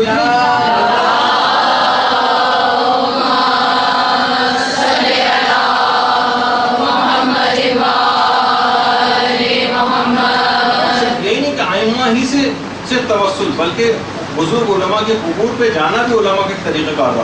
آیت اللہ بروجردی کے متعلق جو ملتا ہے کہ روزانہ صبح کو مرزا قومی کی قبر پہ جاتے تھے، جن کی قبر بھی آپ کے سامنے، یہاں پر اپنی حاجات طلب کرتے تھے پروردگار سے، ان کے وسیلے سے دعائیں مانگتے تھے اور پھر واپس آتے تھے۔ اور علماء فرماتے کہ رگ توسلی میں ایک چیز اور بھی شامل ہے وہ یہ ہے کہ جب بھی کبھی آپ کہیں پہ بھی درس اپنا آغاز کریں گے تو شاید مدرسے کا ایک الگ ایک پیٹرن ہوتا ہے، لیکن جب عوامی درس آپ اسٹارٹ کریں تو وہاں پر مصائب اور فضائل کا بیان ضرور اپنے درس میں کریں۔ یہ رگ توسلی کا ایک حصہ ہے مصائب اور فضائل پڑھنا، یعنی ان میں یہ چیز اگر آپ نے نہیں رکھی تو آپ کے درس میں کوئی نور نہیں ہوگا۔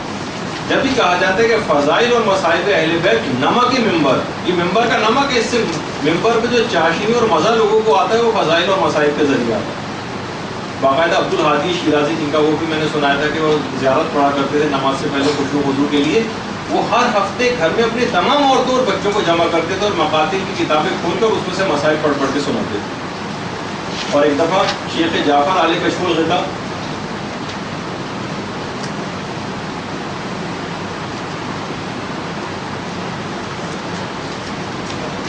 شیخ جعفر علی کشف الغطا انہوں نے ملتا ایک دفعہ کہ انہوں نے اپنی پوری تحقیق کے بعد اختلاف روایات کو ہٹا کر اور شہزادی کونین کی جو شہادت کی تاریخوں میں اختلاف ہے اس میں ایک نتیجے پر پہنچ گئے اور ایک حتمی تاریخ کا تعین کر دیا، تحقیق مکمل ہو کہ شہزادی کی شہادت اس تاریخ کو واقع ہوئی۔ ان کے شیخ جعفر علی کشف الغطا کے جو فرزند تھے انہوں نے شہزادی کونین کو خواب میں دیکھا۔ شہزادی کہنے لگی خواب میں آ کر اپنے باپ سے کہو کہ وہ کیوں چاہتے ہیں کہ لوگ کئی دنوں کے بجائے فقط ایک دن مجھ پر گریا کریں، اختلاف روایت کو ایسے ہی رہنے دو تاکہ لوگ کئی دنوں تک میری مظلومیت پہ گریا کریں۔ یہ خود رگ توسلی میں یعنی گریا اور مصائب، یہ تمام چیزیں یہ ضرور اس کے اندر جو ہے وہ شامل رکھنی چاہیے۔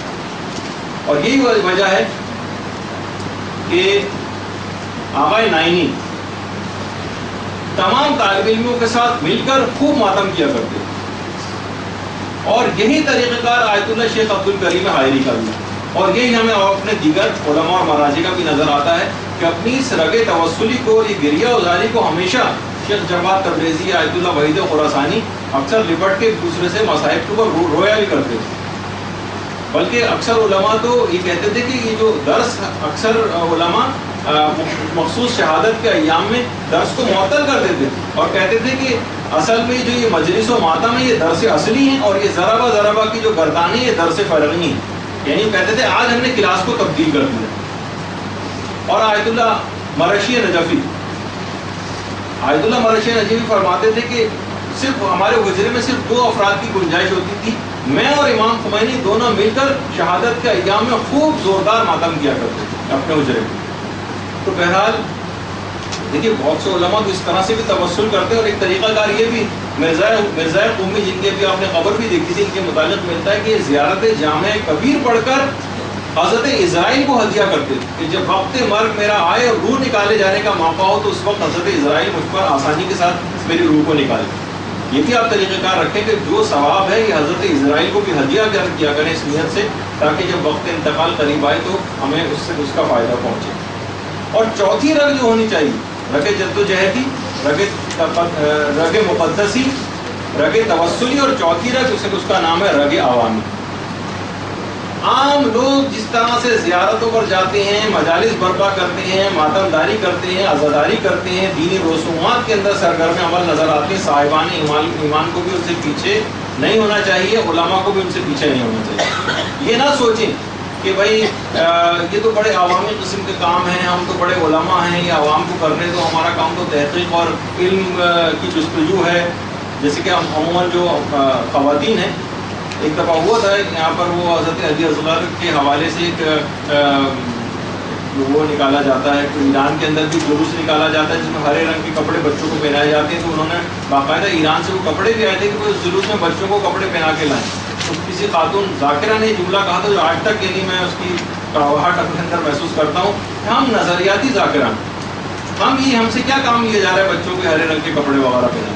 تو اس قسم کے جو جن میں رگ عوامی نہیں ہوتی، یہ دیکھیں ان کے ساتھ بھی بڑا مسئلہ ہوتا ہے، ایک قسم کا تکبر ان کے اندر آ جاتا ہے۔ آیت اللہ شیخ عبد الکریم حائری کے متعلق ملتا ہے یہ پاؤ برہنہ، پیشانی کے اوپر مٹی لگی ہوتی تھی، جسم کے اوپر مٹی لگی ہوتی تھی، گریبان کے بٹن ان کے چاک ہوتے تھے، اس طرح سے عزاداری کرتے تھے جیسے عام لوگ عزاداری کرتے ہیں۔ ایک رگ عوامی بھی ہونی چاہیے۔ تو اب دیکھیے بہت سے طالب علم ایسے ہوتے ہیں نہ ان کے اندر رگ جدوجہدی ہوتی، نہ ان کے اندر رگ توسلی ہوتی، نہ ان میں رگ مقدسی ہوتی ہے، نہ ان میں رگ عوامی ہوتی ہے، نہ محنت ہوتی ہے، نہ کوئی مطالعہ ہوتا ہے. ایسے افراد کی اکثر نمازیں بھی قضا ہوتی ہیں، ہم نے دیکھی. یہ افراد دوسروں کو بھی گمراہ کرتے ہیں، خود بھی گمراہ ہوتے ہیں. اب ظاہر ہے جو کوئی شخص نابینا ہے تو وہ ایک نابینا جو ہے دوسرے کو کیا روڈ پار کرائے گا، بلکہ یہ معروف کو منکر اور منکر کو معروف بنا کے پیش کرتے ہیں. اصلاح کے بجائے ایسے افراد زیادہ تر فساد کا سبب بن جاتے ہیں اور خود ساختہ ذاتی نظریات جو ان لوگوں کے ہوتے ہیں اس کو اسلام بنا کر پیش کرتے ہیں. ایسے طالب علموں کو چاہیے کہ اگر یہ چار چیزیں ہر شخص اپنے اندر محسوس کرے، اگر اس میں یہ نہیں ہے اور وہ اس کو پیدا بھی نہیں کرنا چاہتا تو یہ فیلڈ اس کے لیے بالکل مناسب نہیں ہے. یہ افراد جو ہے ٹھیک ہے تقریریں اور جو اخباری خبریں اور انٹرنیٹ نامہ لوگوں کو اپنی تقاریر کے اندر سناتے رہیں، کوئی قرآن و حدیث والی چیز جو ہے پیش نہ کریں اور ان کے لیے بہت ساری جو فیلڈس اور ہیں اس کا انتخاب کریں. تو ورنہ یہ اگر انہوں نے کسی اور فیلڈ کا انتخاب نہیں کیا اور اسی فیلڈ کے اندر ہی مذہب کے اندر آگے بڑھتے رہے تو یہ دوسروں کو بھی گمراہ کریں گے اور خود بھی جہنم میں جائیں گے اور اپنے ساتھ دوسروں کو بھی جہنم کے اندر لے جائیں گے. اور بس اس میں ایک آخری چیز اور اس میں بس بیان کر دوں، جو علماء اس قسم کے ہوتے ہیں جو آپ کے سامنے ہیں، سید ہاشم حداد ان کا نام، عرفا کے اندر ان کا شمار ہوتا ہے. خیر یہ تو انتقال ہو چکا ہے ان کا. جو خود فرماتے ہیں عرفا میں شمار ہے، عبداللہ بہجت جو ہے نا ان کی ٹائپ کے عرفا میں ان کا شمار ہوتا ہے. وہ تو خیر برجے تھے. ہاشم حداد، سید ہاشم حداد یہ خود کہتے ہیں کہ جب میں مدائن گیا تھا حضرت سلمان فارسی کی قبر پر، بالکل پائنتی لوگوں نے دیکھا کہ پائنتی کے پاس جا کے بیٹھے قبر کی، اس کے بعد تھوڑی دیر کو اٹھ کے بالکل سرانے جا کر بیٹھ گئے. لوگوں نے کہا کہ آپ نے اپنی جگہ کو کیوں تبدیل کیا؟ کہنے لگے ہاشم حداد دیکھیے یہ ہوتا ہے کہ جو گناہوں سے انسان پرہیز کرتا ہے، علم بھی حاصل کرتا ہے، جدوجہد کرتا ہے اور چاروں رگیں اس کے اندر موجود ہوتی ہیں تو کیا بنتا ہے. کہنے لگے کہ جب میں پائنتی میں جا کے بیٹھا تو سلمان فارسی کی روح قبر سے باہر نکل کر آ گئی اور کہا کہ تم سید ہو ہاشم حداد، میں برداشت نہیں کر سکتے کہ وہ سید زیادہ میرے پائنتی کے پاس بیٹھے، میرے سرانے آ کر بیٹھے. تو میں حضرت سلمان فارسی کہنے پر ان کی جو ہے وہ سرانے جا کر بیٹھے. تو اس قسم کی شخصیات ہمارے پاس مشعل راہ ہیں، یہ ایک شمع ہے ہمارے لیے، ایک نور ان تمام شخصیات میں سے نکلتا ہے. ہمارے علماء کی ذات سے ہمیں چیزیں حاصل کرنی چاہیے اور زیادہ سے زیادہ ہمیں کوشش کرنی چاہیے کہ ان لوگوں کی سیرت کی پیروی کریں. بہت سی باتیں اور تھیں، سوالات بہت سارے آپ لوگوں کے پاس آپ کے آ گئے میرے پاس. درس بھی تھوڑا سا اچھا خاصا طویل ہو گیا اور دوسرے میں ان کو بالکل پڑھنے کا میرے پاس وقت نہیں ہے، لیکن انشاءاللہ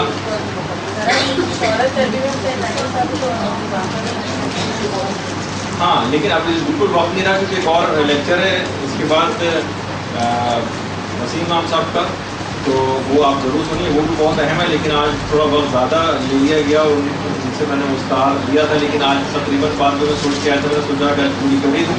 تو آج کے حد تک گفتگو یہاں پر روکتے ہیں. انشاءاللہ زندگی رہی تو آگے بھی جو ہے اس طرح کی گفتگو کو جو ہے آگے آغاز کریں گے اور کچھ علماء کی جو سیرت کے اور اس طرح کے پہلوؤں کو بھی آپ کے سامنے پیش کریں گے. وصلی اللہ علی محمد وعلیہ السلام.